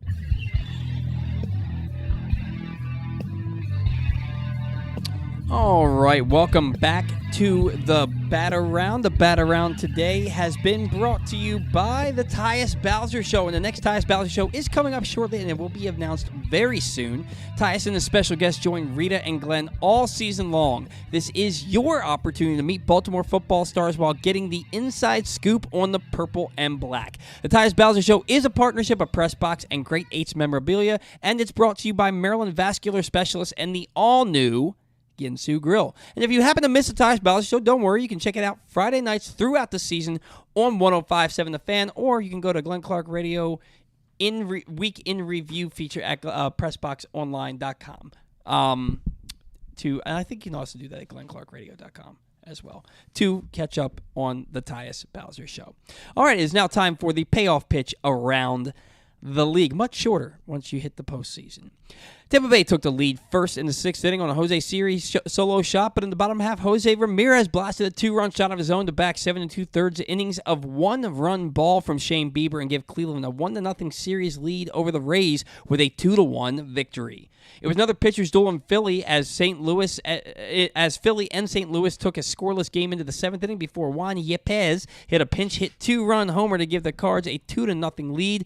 But then the ninth inning happened as the Phillies used 3 singles, 2 walks, a hit by pitch, a fielder's choice, and a sac fly to turn a 2-0 deficit into a 6-3 victory and a 1-0 series lead for the Fightin' Phils. Cal Raleigh hit a 2-run homer and a 3-run first, and the Mariners never looked back, picking up their first postseason victory since 2001 with a 4-0 shutout of the Blue Jays. Luis Castillo tossed 7 1/3 scoreless to outduel Cy Young hopeful Alek Manoah in the win. And finally, the Mets blew a 10.5 game division lead and then blew game 1 of the wild card series. Manny Machado hit one of the Padres' 4 home runs, and Yu Darvish gutted out 7 innings of one-run ball to lead the Padres to a decisive victory 7-1 over the Buck Showalter-led Metropolitans. Max Scherzer gave up 4 home runs, 7 hits, and 7 runs last night in 4 innings. He was It wasn't good. Not good. Not good at all. I do want to ask you before you preview the playoff games for today. Yu Darvish in the 7th inning, they thought that he may have injured himself, and they left him in the game. Mm-hmm. They're coming out to take a look at him to see if he can keep going. And I'm like, you're up 7-1. I was thinking the exact and it's the 7th same inning. thing. Just take him out. Yeah. And this is coming from a guy who feels like starters' hands are held too much these days. You're up 7-1. It's a different story in the playoffs, though. And just take him out and bring somebody else in. It's a totally different story in the playoffs because you look at what the Nationals did in 2019 when they won the World Series, and that's that they pitched Max Scherzer and Steven Strasburg out of the bullpen for a big part of that series because they simply had no bullpen to win it for them. And guys like Yu Darvish could be very, very, very useful down the stretch when you need guys out of the bullpen at the, maybe if they get to the World Series or the Championship Series. So I think you got to take him out there. I don't know what they were thinking. Bad managerial decision. Yeah, I was shocked, to say the least. But anyway, what do we got on tap for the playoffs today? All right, Rays and Guardians starting in about 20 minutes. Tyler Glasnow versus Tristan McKenzie, the Rays and the Guardians. Guardians won that first game, so they're up 1-0 in the series. That'll be on ESPN2 in Cleveland. Mariners at Blue Jays at the Rogers Center on ESPN 407. The lefty Robbie Ray, the former Toronto Blue Jay, Robbie Ray, against the former Oriole, Kevin Gausman. That's a really good pitching matchup. Excited to watch that one. Blake Snell against Jacob deGrom, another top-tier pitching matchup. Padres at Mets, 7:37 on ESPN at Citi Field. The Mets are down 1-0 in that series, but I think Jacob deGrom is going to pull out a win for them tonight. And final game of the night, Aaron Nola faces off against Miles Michaelis, the Phillies and the Cardinals. Busch Stadium on ESPN2, 8:37, the Phillies and the Cardinals. Phillies look to win the series and move on. All right, and we're going to move on to the better round, which is brought to you by the Guilford Hall Brewery. Have you been there yet? Have you been to the Guilford Hall Brewery? It's located in Baltimore Station North neighborhood, and they do break. Oh my gosh, I do this every time because this is written so weirdly. So let me start over. Have you been to Guilford Hall Brewery? Located in Baltimore Station North neighborhood, Guilford Hall Brewery breaks the craft brew mold with their great handcrafted microbrews and amazing Bavarian-style food selections. Join Guilford Hall 7 days a week for Orioles, Ravens, and all of your favorite college games, though the Orioles won't be there, for 6 months. Make plans now to watch the big games, play trivia, or bring your dog for Yappy Hour. They even have free valet service on Friday and Saturday nights, so you can go to guilfordhall.com for a complete schedule of events, beer listings, and food and drink specials. That's Guilford Hall Brewery at 1611 Guilford Avenue in Station North. I feel like I want to put my own twist on it, but the way it's written, you have to read it like you're reading a commercial. Yeah. Well, anyway. So the better round. You've got 4 games on tap today, as young Zach Goodman over there just alluded to. You've got first up at 12:05 or 12:08, it says here, the Tampa Bay Rays taking on the Cleveland Guardians. Tampa's favored by a run and a half at plus 184. You could take the Guardians at plus 1.5, minus 225. On the money line, it's even. It's minus 108 for both teams. The over is the game is set at 5.5 runs. For the over, you get minus 115. For the under, you get minus 105. With the way that they're pitching and the two bad offenses, 5.5 runs isn't a lot of runs, but I feel like I'd probably take the under in that one. Okay. Although Randy Arozarena has your... Honestly, the Rays being favored surprises me, given the fact that they only won 86 games this year. And they've been terrible for about the last month. It is in Cleveland, but it's maybe they're being favored. I mean, it's the spread's even on the money line. Okay. So they're saying that this could go either way. Got it. Really. But Randy Arozarena, he is favored to hit the home run. That has the highest odds to hit the home run at plus 470. Nobody else is less than plus 500. Makes sense. Jose Ramirez. So that could be a good bet. Because Arozarena, he wasn't good yesterday. I feel like he had a down year compared to last year. Well, most of the guys in the Rays did, to be fair. Yeah, and I mean, that has a lot to do with the fact that Kiermaier was out all year. Yeah. And Wander Franco, who kind of elongates that lineup, he was out most of the year also, but he is back now. At 4:08, you've got the Mariners and the Blue Jays. Mariners plus 152 to take it home. The over-under is 7.5. The over at minus 106. The under at minus 114. 7:38, Padres at the Mets. Padres favored in this one, plus 150. So if you bet $100 on the Padres to win, you will win $150 additional dollars. The over/under set at 5.5, which is low, but like you said, it is Blake Snell taking on Jacob deGrom. But the over and the under are both at minus 110. So you could go either way on that one. In that particular game, I think I'd probably take the I think I'd probably take the over because Blake Okay. Snell has been susceptible at times this year, and sometimes he tends to get a little bit wild, and I think that the Mets could take advantage of that. So I'd probably go the over. And then you've got at 8:38 the final game, again, like you said, the Phillies and the Cardinals. Cardinals favored in this one at plus 104 after blowing that game, that 2-0 lead in the ninth inning, losing 6-3. Yeah. Yesterday, the over-under is 6.5. You can get the over at minus 114 and the under at minus 106. I do want to take a look at that particular game because I want to see, because there's some heavy hitters in that lineup, right? There are. So I want to see, you've got Schwarber, Castellanos, Rhys Hoskins, Bryce Harper. So I want to see. I would argue the Phillies have a top 3 offense in the playoffs this year. I think they do. Maybe even top 2. So, yeah, you've got Bryce Harper and Kyle Schwarber at the best odds at plus 320. Yeah. They had a home run. Then Rhys Hoskins, Nolan Arenado. Rhys Hoskins plus 420, Arenado plus 430, Castellanos plus 460, Albert Pujols plus 500. Okay. They've got Paul Goldschmidt ranked behind JT Realmuto at plus 540, Okay. and that's probably your MVP. Yeah, Goldie had a great year. Probably it's kind of skidded a little bit down the stretch, but I think it's going to come down to he and Manny Machado. Yeah. And I think Goldschmidt, just because the year he had was so unreal. Yeah. And he hadn't had a year like that in like 3 or 4 years. Right. I think he's going to win MVP. Okay, fair enough. Yeah. Was that your way of saying let's move on? No. I mean, you're controlling that. I think Goldie could. I always think it's hard for first baseman to win MVP. I think Manny has the upper hand just because of his defense and the way he plays the game. It's a more complete player. And Manny also had damn near broke his ankle. Came back way faster than anybody expected and still put on a great year. I think I just look at first baseman and go, MVP? Maybe. I think Manny's more deserving given the fact that he plays incredible defense and he's just more of a complete player. But Paul Goldschmidt, great player and very underrated player. He never really gets a lot of media attention, probably because he's been on the Diamondbacks and the Cardinals in his career. Cardinals are good. They're always good. They are. I just don't feel like they're one of the more covered. They're not the Yankees, right? They're not the Dodgers. They're a great team and they're consistent. They're a great baseball town. But not a team that gets a ton of media coverage, and as a result, I don't think Paul Goldschmidt really gets the recognition that he deserves. He's a great player. Yeah, no doubt. I think he's one of the most underrated players. I want to see ever. whose WAR was higher this year, Manny or his. Not that that's only one stat. I'm probably Manny. Probably Manny, because Manny has more impact defensively. And that was kind of my point. Yeah.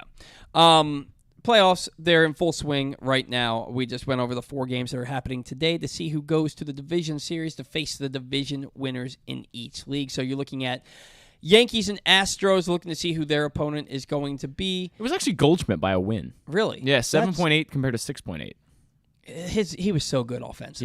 He was. I mean, there was a stretch where he reached base like 50 straight games, and he hit like close to 500, I think, in like June. Like he had on base percentage of .404. Yeah, he had a crazy good year. And he hit over 300, hit over 30 homers, drove in over 100, on base percentage over 400. Manny was like 290 with like 33 homers and like 93 RBIs. Right, so like I guess Manny's defense was good, but not good enough because Paul Goldschmidt plays a hell of a defensive first base. He does. He's one of the best defensive. He's got some Gold Gloves. Yeah. Goldschmidt with the Gold Gloves. So it'll be interesting to see. Both teams made the playoffs, but I think you can make a bigger argument that without Manny, the Padres don't get there. Oh, I totally agree. Especially without Tatis missing the whole year, Juan Soto not being what you expected him to be when he came over. We'll see. Now, for the rest of the playoffs, Guardians Rays, and I know that you are, friendly with the Guardians. Yeah. So are you taking the Guardians, or do you think the Rays have something left? I don't believe in Tyler Glasnow. Is more of it than anything. Yeah, I can't believe they're starting in a playoff game right now. I don't get that. And I think the Rays, again, they're an 86-win team this year. I think this is the weakest Rays team we've seen in a long time. Yeah. And I'm very confident in the Guardians, not only because of my affiliation, but just the reason that it's Tyler Glasnow is not stretched out, as you mentioned before. Really, 5 innings is going to be the max here, unless he's just ultra efficient and he has like 50 pitches in the 5th inning, which is so unlikely. But without that ultra efficiency, I don't really think this is a smart start. And this is the team that really started the whole opener thing, and that let's piggyback guys and let the bullpen kind of take over the game. So if there's any team that can do this efficiently with Tyler Glasnow, it's probably the Rays. But Tristan McKenzie, I mean, man, I watched a lot of Tristan McKenzie this year, a lot, and he is one of the most underrated. And again, Cleveland being a small market really team. Good. Tristan McKenzie has some of the best stuff, and if you watch this game today, you'll realize he is a star in the making, and a guy that was a top prospect for a while. He's very exciting to watch. I don't really see the Rays hitting him. I look at that Rays lineup and I go, okay, Wander was injured for most of the year. He had a fine year, not great. You look at Arozarena, fine year, not incredible. I would say he had a good year, not incredible. There's not a lot of star power, not a lot of bats I'm really afraid of. I think Tristan McKenzie shuts him down today. I thought that Arozarena was going to be a superstar player. Mm-hmm. And look, he won rookie. He was the ALCS MVP in 2020. Yeah. AL Rookie of the Year last year. I didn't think he was the best rookie, but he had a good year. I agree. 20 homers, 20 steals. He had a good year. But he hasn't turned into that superstar that I expected him to be. To me, he's become more like David Freese, who was a playoff hero in 2010, 11, I think, yeah, in 2011, and he's become more like Madison Bumgarner, good player, good pitcher, had an unreal postseason in 2014, but he's not. You don't put him in the same vein as Clayton Kershaw and Max Scherzer. I really thought that Randy Arozarena, and he still could. He's still very young. But I really thought that he was going to turn into this superstar. Yeah. And to me, he's just a solid ball player. He's just a player that you put out there every day, and he's like a Nick Markakis. Yeah. Nick Markakis never became a superstar, and I don't know that Arozarena ever will. He still could. He's still very young and very athletically talented and gifted. Yeah. But he's not blowing me away. Well, I also think that he's not really protected in that lineup. I mean, Wander Franco was out for a big part of the year, and when he came back, I think his OPS was 717 this year. That's not exactly great. Yandy Diaz has been the best offensive player of this team. I mean, he had a 400 on base percentage this year. He's a very good player, and that's notable. Margot, was he hurt most of the year? I don't know, but he's been very average player for a while now. Is it Brandon Lowe? Is it Brandon Lowe? Or Brandon Lau. Lau, yeah. You got because they both played together. Brandon Lau. And now they have another Lowe on the team. Josh Lowe, I think it is, who's the outfielder. Correct. Yeah, but Brandon Lau's been injured the entire year. Yeah, He hasn't played. That offense, if you had Brandon Lau, you have Manuel Margot playing the way you know he's capable of. Wander Franco's not hurt. The fact that Choi. Yeah. The fact that Choi is still on that roster and still gets as much playing time as he gets. Well, it's because of on-base percentage. He's an on-base guy. He walks a lot. They are really doing themselves a disservice at first base. I think they're doing themselves the disservice across the entire roster. I just don't think they hit. I really don't. I don't see this as a team that's dangerous. But it's crazy because last year they scored more runs than anybody. They did. Last year they scored more runs than anybody. They need a first baseman. And I know Brandon Lau, he plays first base now, doesn't he? No, I believe he's still at second. He maybe moves around a little bit. He's a versatile guy. I think he plays the outfield too. Isn't he the one who took the Mancini's fly ball off the No, base? that was the other. That was the other one. Josh Lowe. Which, by the way, how did I not mention Mancini with the walk off? Yeah, I glossed over that too. With the home run. I guess because he's gone and you don't think about him as part of the team anymore. And I know that sucks to say, but he's not part of the team anymore. I don't know. All right, Phillies Cardinals. Yep.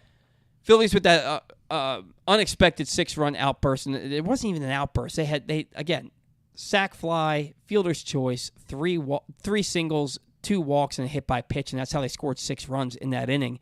That offense is deadly. Yeah. All those big time home run hitters. Castellanos had a really down year, but the Cardinals they've got Goldschmidt and Arenado, and Tyler O'Neill had a bad year for him. He can. No, I mean he had a bad year across the board. He hit 30-something home runs last year. I think he hit like 13 this year. But he can snap out of it at any time. It's going to come down to the pitching matchup there. And you've got Nola versus Miles Mikolas. Yeah. Phillies are winning that game. They're winning that game. Phillies are winning that game, and that sucks. So I like the Cardinals. Yeah. I didn't realize how bad. I just looked up his numbers. I mean, 14 home runs, on-base percentage of .308, and that's coming off a year where he had 34 home runs and an on-base percentage of .352. Yeah, and didn't he hit like 286 last year or something like 286. that? 286. Yeah, and what did he hit this year? Like 232? 228. 228. Yeah. Tyler O'Neill. I did not realize it was that bad. He had a higher WAR last year than Bryce Harper. Bryce Harper won the MVP, and this year he fell off a cliff. Yeah. Mariners, Blue Jays. again, I think that they both have talented rosters, I feel like. And what it's going to come down to is that pitching matchup. And is Robbie Ray going to be better? It's got to be Kevin Gausman. It's Kevin Gausman, yeah. Is Robbie Ray better than Kevin Gausman? I think Gausman's going to have a big game. I think Gausman's better. Yeah, but I think the Blue Jays are gonna win this game, and it'll come down to Game 3, where I'm guessing you're getting Barrios, however you pronounce his name. Who the Mariners going to be sending out there? Let me check on that. Yeah, because I know they got Robbie Ray, and I know that they have Luis Castillo, and then I'm not sure who else. Logan Gilbert for the Mariners. He had a good year. Yeah, Logan and still Gilbert to be determined for the Jays. I have to imagine it'd be. I would think it'd be Barrios. Barrios. Yeah. I have to imagine it would be. And, he was bad this year, but you wouldn't know it when he faced the Orioles because he dominated them all season. Like, I was like, how is this guy bad? He had 4 quality starts against the Orioles. Yeah. That's a good pitcher. That's going to be a good matchup. And a lot of those guys, they tend to perform better when the lights are the brightest. And, this is probably the most interesting series for me because I think these are the two teams that are the most evenly matched. And then you got the Padres and the Mets. Man, I love Buck. I love Buck Showalter, but this happens to Buck. He gets to the playoffs and he doesn't win. You got DeGrom going today against Blake Snell. I think DeGrom. I think they're going to win today, but I don't think that they're going to win they play 3 days in a row, right? They all play tomorrow too, right? Yeah. I don't think that they're going to win tomorrow. So tomorrow they have Chris Bassett on the mound, who's a very good pitcher. He's really good. And he's a free agent. Yeah, free agent. Yeah, that would be a nice ad for the O's. And who's going for it's got to be determined as of now. Is Manaea hurt? That's a good question. And I know that they got Clevenger out there. I don't know. We'll see. And who's the other guy? Begins with an M. Why can't I think of it? Why can't I think of his name? Musgrove. Oh, Joe Musgrove. Joe Musgrove. Yeah, I would assume that would probably be the guy. Yeah. That would make sense. I think he's hurt though. He might. I don't follow the Padres too much, so I don't. Their pitching rotation is not really at the front of my mind at the moment. But yeah, I think Chris Bassett will throw a good game for them. But Jacob deGrom, I mean, obviously, when you have your number one starter on the hill and a guy that's probably the best pitcher in baseball, you've got to win for the Mets. Like you can't lose this. Well, you can't lose this game or you're going home. But Jacob deGrom, if he gives you any sort of good start, you have to put up the offensive numbers, have to put up the runs on the board to win for him. Yeah, no, I agree. I agree. No, Musgrove just pitched the other day. I thought so. I think he'll go tomorrow. Yeah, that'd be my assumption. It'll probably be Musgrove. They're interesting series. I think that the Mariners Blue Jays is the most interesting of the bunch. I think you could see sweeps with Cleveland. I think you could see Cleveland sweep, the Phillies sweep. Yeah. The Mets, because of who they have going the next 2 days, I'm going to give the Mets the edge, but I would not be surprised in the least if the Padres pull it out. Quick Orioles banter. I know because we got to get out of here at a reasonable time, and I don't want to stay much longer than 12:05, and it's already 11:57. So we're gonna do a quick Orioles banter. I want to look at free agency, and I thought it was interesting because I didn't think about it, but he's absolutely right. Andy Kotska said that a batter that Michael Elias is going to sign isn't going to be a guy that's going to strike out and not get on base. Right. So I think you can all but eliminate a guy like a Jock Peterson. Right. He has the power. He bats from the left side, which Mike Elias likes, and he does walk, but he strikes out a ton. I think Jose Abreu is the perfect fit for the middle of the order. It's just a matter of if the White Sox are willing to let him go. And you said last week that you don't think he's willing to that he'd be willing to let him go, but they've got some first basemen there. Andrew Vaughn can go play first base, and they can play Gavin Sheets there in the outfield. If you have the window at the end of the year after the World Series to negotiate with your free agents before anybody else can, and maybe they get something done. But for me, if we're being realistic about who the Orioles could bring in, that should be the first guy that they call. Because 1,000%. I know you're not going to sign Aaron Judge. As much as I want him, you're not going to sign him. Jose Abreu should be the first guy that you call, and then the next guy that you call, if he can stay healthy, is Michael Brantley. Okay, fair. Left-handed bat, doesn't strike out, gets on base. He's a good player. Kind of like what Carlos Beltran did for the Astros. Right, and he's older. He's like 35, 36 also. But that's a guy who has those good bat-to-ball skills, and Michael Elias loves him some left-handed hitters. Michael Brantley, if you know, has been one of my longtime favorite players. I love Michael Brantley. He's a damn good baseball player. And your third call should be Chris Bassett, if he's available. Yeah, well, and it depends on what you prioritize. I'm talking your first offensive call. Okay, fair enough. The next call should be Chris Bassett, because he's a free agent. You're probably not getting in the Verlander or DeGrom waters. No. And Rodon, if you're not going to be breaking the bank, if you're not spending $30 million a year on a pitcher, you're not calling Rodon. They're not going to sign Rodon. Right. I would give that like a 5% chance. Yeah, 10 maybe. I mean, he just led the National League in Yeah, strikeouts. He's due $25 to $30 million next year, and he's going to opt out to get more. Carlos Rodon feels like a Dodger to me. He just feels like a Dodger. Everybody feels like a Dodger. That's man. true. That's They buy everybody. He's a Dodger, or he's a Met, or he's a Yankee. Like, Yeah. Everybody. It's easy to say. Everybody is. It's going to be interesting. They do need. I think that they need to add a backup catcher. Yes. They do. Yes. I don't know. Unquestionably. I don't. And the thing is, people get so up in arms about the backup catcher. Like, they got to get a better backup catcher. You're never going to be happy with the offensive output from your backup catcher. Because Right. I'm going to tell you right now, they're going to bring in somebody that's defensive minded. That's a good defensive catcher. Yeah. And if he's a good defensive catcher, he's probably not going to be a hitter. And if he's a good hitter, he's probably not going to be a good defensive catcher. Because if he's your backup, he's not going to be both. Right. He's not going to be both, because if he's both, he's not a freaking backup. You just can't end up with neither, which is what they had with Robinson Chirinos. They had neither. That's a problem. And I liked the Chirinos signing when it happened. I liked him at the beginning of the year because he's a veteran, and I did like the way he handled the pitching staff, but the pitch framing was bad, and the offense never got going. It just never got going. He was really bad, and he's still holding out hope for one more major league contract.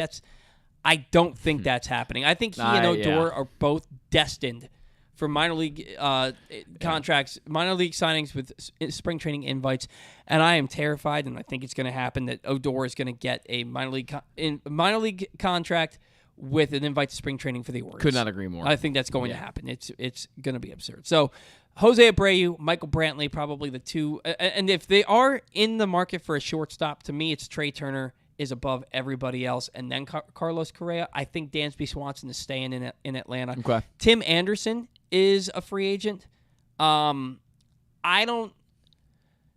He's kind of been known for. I don't mind the celebrations and all that, but I feel like he gets in a little bit of drama. He's a little controversial. I feel like there's been some controversy there. Maybe he's not the safest player from a drama standpoint. Yeah. And Xander Bogaerts. I think he's going back to Boston. Probably, but I think the Boston's going to have to show him that because he's not getting any younger. All these guys are right around 30 that we're talking about, and I think that Xander Bogaerts, he's the oldest of the bunch, and I think that he's going to sit there and be like, "Look, I want to be back in Boston, but you got to show me that we're going to contend." And if they can't prove to him that they're going to contend, then he's going to go to the highest bidder. But there's a number of shortstops out there. I think that Jorge Mateo played himself out of being handed the everyday job. I think so. Next year. Yeah. And I do believe, I think that Michael Elias looks at this roster and he says, Gunnar Henderson's my third baseman next year. I like Ramon Arias, but he doesn't stay healthy and he's too inconsistent. Yeah. And Jorge Mateo is more of a super utility guy. Yeah. And I think he's going to address a middle-of-the-order bat and the shortstop. They may be one and the same, but I don't look at any of those shortstops and think that they're middle-of-the-order bats. No. I think they're all top-of-the-order bats. I think Trey Turner's your best bet, but he's not a middle-of-the-order guy. He drove in 100 this year. He did, but That's because everybody on the Mets is an all-star. I mean, on the Dodgers is an all-star. Right. He just doesn't have the power for me to be a middle-of-the-order guy hits 30-plus home runs a year. He's hit 30-plus. Does it? Really? Trey Turner hit 30-plus for the Nationals. I'm going to look this up, but I just don't feel like he's a guy with all that speed you want to waste in the middle of the order, though. This year he didn't hit. He hit like 20 this year, but I'm almost certain Trey Turner has a 30 You might be right. season. 28. He hit 20. Okay. He hit 28 last year, and he stole 32 bases and led the league in batting average and he sure did. Hits. I mean, 375 OBP, 911 OPS, 28 home runs, 32 stolen bases. That's a year. He's a good hitter. He year. gets on base. He steals bases. He plays good defense. Yeah. He's fast. And those glorious slides. Yeah. Just the smoothest slides of all time. No. From the pitching standpoint, Chris Bassett, I think, is everybody's the top of everybody's wish list. Yeah. But I do think that the Orioles are going to explore a number of different trades. Yeah. I don't think they're going to pull off a number of different trades, but I think they're going to explore different trades to try and bring in a starting pitcher with team control. My mind is still set on Pablo Lopez because I think they have the outfielders to trade. And then I think I don't agree with Andy. I don't think that the outfield is set for next year. I don't either. I think that they look at Michael Elias likes those OBP guys. I don't think he likes the type of offensive player that Austin Hayes is. Cedric Mullins, to me, is the only guy who's still going to be on this roster next year that I know for sure. So, all right, we got to catch our final break. When we come back, we're going to do Take to Rake to close things out here on the Bat Around. I want to remind you that today's show brought to you by the latest edition of the Press Box print issue. There's a little more than a week left to pick up the print issue of Press Box. On the cover, Bo Smolka profiles Ravens tight end Mark Andrews' path to NFL stardom, from his late decision to play the sport full-time through having to overcome type 1 diabetes and more. Also inside, we introduce you to football players in Maryland, Navy, Towson, and Morgan as the season gets underway, and everything you need to know for betting football this season. Press Box is available for free at over 500 area locations, including 60 Royal Farm stores, and you can always find the entire edition as well as the best daily coverage of the Orioles, Ravens, and Terps at PressBoxOnline.com. Catch a break, take the rake next. The Baltimore County Police Department is hiring. Entry-level officers start at close to $59,000 a year with a $10,000 bonus. Some restrictions apply. Plus a great retirement plan, medical, dental, and vision insurance, advancement to specialized units, tuition reimbursement, 15 sick days earned per calendar year, and even further incentives for military members and veterans. If you have a passion for service and want a career for life, visit joinbaltimorecountypd.com or call 410-887-5542. You must be a United States citizen, possess a valid driver's license, and have a high school diploma or GED equivalent. The Baltimore County Police Department is an equal opportunity employer.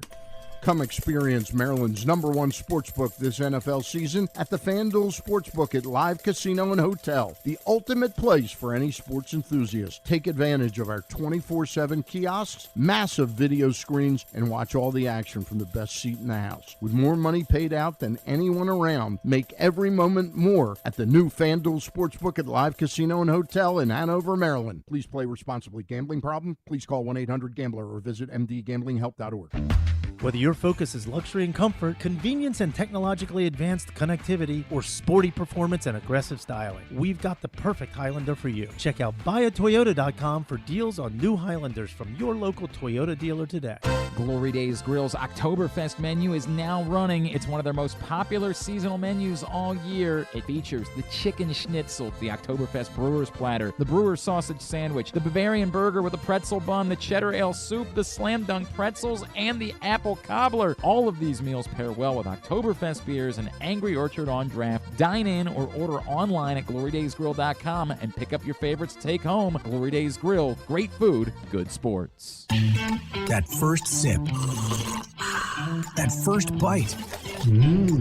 Start your day off right with a delicious breakfast at Royal Farms. Choose from a fantastic selection of fresh Royal Farms breakfast sandwiches and top it off with a rich hot cup of the freshest coffee in the world. At Royal Farms, breakfast is available day and night.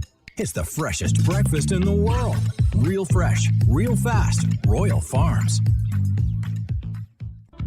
Have you been to Guilford Hall Brewery? Located in Baltimore's Station North neighborhood, Guilford Hall Brewery breaks the craft brew mold with their great handcrafted microbrews and amazing Bavarian-style food selections. Join Guilford Hall 7 days a week for Orioles, Ravens, and all of your favorite college games. Make plans now to watch the big games, play trivia, or bring your dog for Yappy Hour. They even have free valet service on Friday and Saturday nights. Go to guilfordhall.com for a complete schedule of events, beer listings, and food and drink specials. We'll see you at Guilford Hall Brewery. The latest edition of Press Box is available now. On the cover, Bo Smolka profiles Ravens tight end Mark Andrews' path to NFL stardom, from his late decision to play the sport full-time through having to overcome type 1 diabetes and more. Also, inside, we introduce you to football players at Maryland, Navy, Towson, and Morgan State. And we give you everything you need to know for betting football this season. Press Box is available for free at over 500 area locations, including 60 Royal Farm stores. And you can always find the entire edition, as well as the best daily coverage of demos, Ravens, and Terps at PressBoxOnline.com. See Olympic athletes in action as the nation's best horses and riders compete in one of the world's premier equestrian events at the Mars Maryland 5-Star at Fair Hill, presented by Brown Academy, October 13th through 16th in Cecil County. Don't miss the breathtaking excitement of the dynamic cross-country competition or the elegance of dressage and precision of show jumping. There's also great shopping and activities, including a fresh food fest, corgi race, and a beer, wine, and spirits showcase. So come enjoy a beautiful fall day at the Mars Maryland 5-Star at Fair Hill, presented by Brown Advisory, October 13th through 16th. Learn more and buy tickets at maryland5star.us.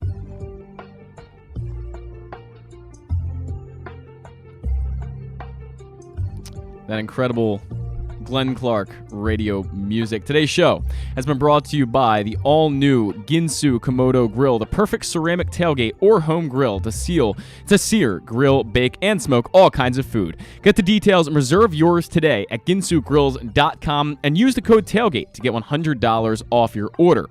Come get a sample of the cooking from the Ginsu Komodo Grill tomorrow and before every Ravens home game this season at the Game Day Firehouse, located at the Firefighters Union Hall just west of the stadium at 1202 Ridgely Street. You can stop by, try some food, and enter to win a Ginsu Komodo ceramic grill and $500 worth of grilling meats.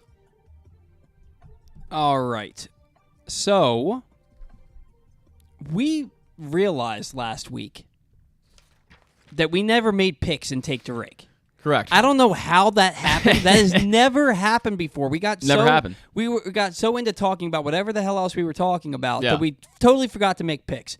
And Zach and I both realized this on Sunday night. Yeah. So we each decided through text message. I picked Adley Rutschman for the final 3 games. He picked Gunnar Henderson for the final 3 games. Now, Brandon Hyde, in his infinite wisdom, didn't play Adley Rutschman in game 162. He did give Gunnar Henderson, who did not start that game, 2 plate appearances later in the game, 0 for 1 with a walk. So it was a really small sample. Rutschman went 1 for 5 with 2 walks and 1 strikeout. It was a 200 batting average, but a 429 OBP and a 629 on base, OPS. Gunnar Henderson went 2 for 7. Okay. 286, 444 on base percentage because he walked twice, struck out 3 times. But begrudgingly, because I'm not going to have a tie for the end of the season, and we made the mistake, Zach wins with Gunnar Henderson. And therefore, Zach, you get, and I said I was going to figure it out. I have not figured it out. I promise you I will figure it out. Who's leading in Take to Rake? I'm sure. I feel like Zach it will be done. I feel like Zach won the season. Maybe Zach will do half the year and I'll do half the year and we'll figure it out together. But Zach, you win this week and therefore you get to do you get to pick first. That's what happened. Okay, so who am I picking from? So that's what happened. We picked. Instead of saying you get to pick first, we just went straight into final thoughts. That's what happened last week because I just almost did it again. So let's see. You're only going to have 2 days worth of games. And maybe you're only going to have 2 games. You may have no games to pick from for tomorrow. So you might just be picking from today. Okay. So I'm going to say that you can pick one player. We're going to do one player from all 4 of the... Oh, so 4 different players. Okay. No. So we're going to pick one player from all 4 of the games today. Okay. For the rest of the weekend. Okay. And one player for the series. Okay. From next week's grouping of Okay. So next week, so one player that for the 8 teams playing today. The wild card for the wild card round, and then one player for the divisional round. For the divisional round, but it has to be from either the Yankees, the Astros, the Braves, or the Dodgers. Okay. So we each get to pick 2 players. Give me I can't do NL? No, I can't. You okay. can. It's one player from these 4 from these 8 teams, and then one player from those other 4 teams. Give me Bryce Harper and Aaron Judge. Bryce Harper and Aaron Judge. All right, let me make a note of this here. Bryce Harper and Aaron Judge. I like that. I'm confident in that. I would have gone Jose Ramirez, but he hit a home run yesterday, so I don't think he's going to do it 2 days in a row. It'd be surprising. But he's a great player. All right. 1, 2, 3, by the way, for Tristan McKenzie to start off the game. Nice. Very easy inning. Give me that playoff pedigree. Okay. George Springer.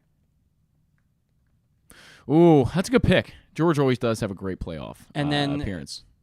For the next series, the pitching's going to be really good. But Yordan Alvarez. Okay. I like that a lot. I didn't even think about anybody on the Dodgers because I feel like I don't feel like anybody on the Dodgers. Mookie Betts had a nice year. Yeah. But I don't feel like anybody on the Dodgers, aside from Trey Turner and Freddie Freeman, But everybody else has had like a good year. I like your pick. Jordan's a really good pick. Yeah, but I'm going to stick with it. George Springer and Jordan Alvarez. Okay. Give me those two guys. If I win next week, If I win next week, I'll do something different. All right. So final thoughts. Your final thought for today. I mean, final thought. I just want to say, 83 wins. The season has come to a close. A lot to look forward to. This is gonna be pretty brief, but got to go out and get some pitching, get a backup catcher, improve that bench, and you're not going to leave those games on the field if you perceived that they did this year. You're not going to leave those games against the Pittsburgh Pirates and against the Detroit Tigers and against the Boston Red Sox. You're not going to leave them on the field next year because you have better depth, you have better talent across the board, and there's a lot to look forward to here. This is just the start, and if you're disappointed, don't be. Really great season for the Orioles. 83 wins, huge success. Looking forward to these playoffs. My final thoughts, and I made it a point not to mention this until now. I was very disappointed with the lineup. We know that. I did mention that for 162, and I got a lot of people came at. A lot of people agree with me. Okay. A lot of people came at me. One guy told me I don't know ball because I expected Adley Rutschman to play in Game 2. I expected Adley Rutschman to DH in Game 2. Yeah. Not to catch, because no catchers catch doubleheaders anymore. Mm-hmm. It just doesn't happen. I think the last time it happened was like 2011. Yeah. Okay. I got told I don't know ball. I got told that I got told what kind of fan I am. That's always fun. This person basically told me that some of us see the bigger picture. You're the one who wanted to go there to see the star players. No, trust me, man. I've been here. Yeah. All right. No doubt. What were you doing 1998 through 2011 when the Orioles were losing for 14 years? Because I was watching every inning of every game, and I was convincing myself on opening day for 14 years that this was the team that was going to turn it around. Yeah. Guess what? None of them were. All right. I was the person standing on a table at Silver Spring Mining Company in Bel Air when the Orioles won that wild card game crying because my team finally was a winner. Yeah. For the first time in 15 years. Okay? So people would tell me I don't know ball, and people are going to tell me that the kind of fan that I am. You have no idea. You have no idea. My expectations are higher because this team was good enough to make the playoffs, and they didn't get there. Yep. All right? My ire with Brandon Hyde is because I felt like there were things that he did to keep this team. I don't think he did it intentionally. I think he believed that every team he put out there gave him a chance to win. But I feel like there was a number of different things that he did down the stretch that cost this team an opportunity at the playoffs. And when Andy Kotska said that he was asked in an interview if this what was different this year and this team ran out of steam, and Brandon Hyde said, I manage the same way I've always managed. To me, that's a problem. Yeah. To me, that's a problem. Because if you're managing an 83-win team the same way you managed a 52-win team and a 54-win team, that's a problem. Yeah. You've got to know when to turn it up. You've got to know when to change your managing style to help your team win a ball game. Not growing, not changing, being the same manager in 2022 that you were in 2019, that's not good. Yeah. All right? I don't ever want to advocate for somebody to lose their job, right? If I go into Walmart, okay, I'll give you a prime example. I went to Home Depot by where I live yesterday, and I asked the woman to tell me if she could tell me what color paint this was on my flooring. And she goes, I don't know. I'm not going to ask for that's bad customer service. That's somebody who's working in an department they probably don't need to be working in. But I'm not going to go up to her manager and say, she doesn't know what she's doing, you should fire her. I'm not going to do that, okay? I don't know what's going on in your life, and you've got money you got to make, and you've got bills you've got to pay. A Major League Baseball manager who's making millions of dollars, who, even if they get fired, they'll probably find a job in baseball still. I still don't like advocating for somebody to get fired. And I know Brandon Hyde's not going to get fired. And I know Brandon Hyde probably deserves an opportunity to, and I use the term deserves lightly because I thought that he kind of botched this year down the stretch. But he deserves an opportunity to have more talent and really see what he can do as a manager with a ball club that's built for postseason contention next year. That being said, he's got to improve in a lot of areas. He's going to have a pitching staff next year that I think is going to be legitimate. He's got to trust his starters to go deeper into games. Yeah. He's got to know which bullpen piece is the hot hand. He's got to know that you can't bring Joey Crable in a close game when he's pitched to a 6+ ERA the last 5 weeks. You've got to know that you don't need to pull out Dylan Tate at 9 pitches with 2 outs in the 6th inning, which then causes you to have to bring in Felix Bautista for a 5-out save when you don't need to get a 5-out save out of Felix Bautista. He overused Bautista at the end there, trying to get multi-inning saves out of him, and he did the same thing with Michael Givens. He did the same thing with Jorge Lopez. I don't expect that to change, but it needs to. You've got to learn how to not rest your best players on the same day. Sundays and day games shouldn't be automatic losses, and it got to a point where they were. Not sweeping Pittsburgh, not sweeping Oakland, losing to Detroit twice, losing 5 of 7 to Boston down the stretch is not acceptable because they are last place teams and you're a winning ball club.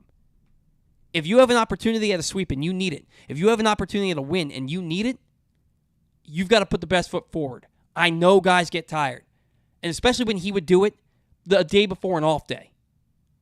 I need to see better out of Brandon Hyde. I'm willing, and it's not up to me, right? Mike Elias could fire Brandon Hyde tomorrow or give Brandon Hyde a 5-year extension tomorrow. It's not up to me. But in my mind, I'm willing to give him an opportunity. I'm willing to give him one more chance to prove to me that he belongs at the helm of the Baltimore Orioles. I'm not convinced right now. And you can tell me I don't know ball. You can tell me that I'm a bad fan. You can tell me that I'm never happy. One person said, what are you going to do without being able to bitch about a lineup for the next 6 months? Bitch about the moves that they don't make it in the offseason. Or bitch about the moves that they do make that maybe I'm not a fan of. Or maybe I'll be excited about it. I want to be excited about the Orioles, and I am excited about the Orioles. I don't like saying bad things about them. I love this team more than just about anything in my life that doesn't have a pulse. More than anything in my life that doesn't have a pulse. I love this team. So you're not going to tell me that I should just be satisfied and happy. I will never be satisfied until the Orioles win a World Series, because guess what? I'm 38 years old. I've never seen one. I want it. I need it. You should feel the same way. My final thought took 15 minutes. I'm sorry. I know Zach wants to get out of here, but I'm really passionate about this stuff. This is what I love. This is my passion. This is the thing that I love the most in life that's not my wife and my dog. So don't tell me that I don't care. Don't tell me that I'm too negative. I want what's best for the Orioles, and what's best for the Orioles is what's best for the Orioles fan. That's my final thought for today. Looking forward to a really great offseason. Special thanks to our sponsors. Special thanks to Stan the Fan Charles for his weekly segment on a busy day for him. And to Andy Kotska for finally being able to join us here on the Bat Around for the first time. Love Baltimore. Love the Orioles. Really excited to see what this team's going to do in the future. Not going to do a Ravens recap because they're pissing me off. But we will get back to it next week here on the Bat Around. Until then.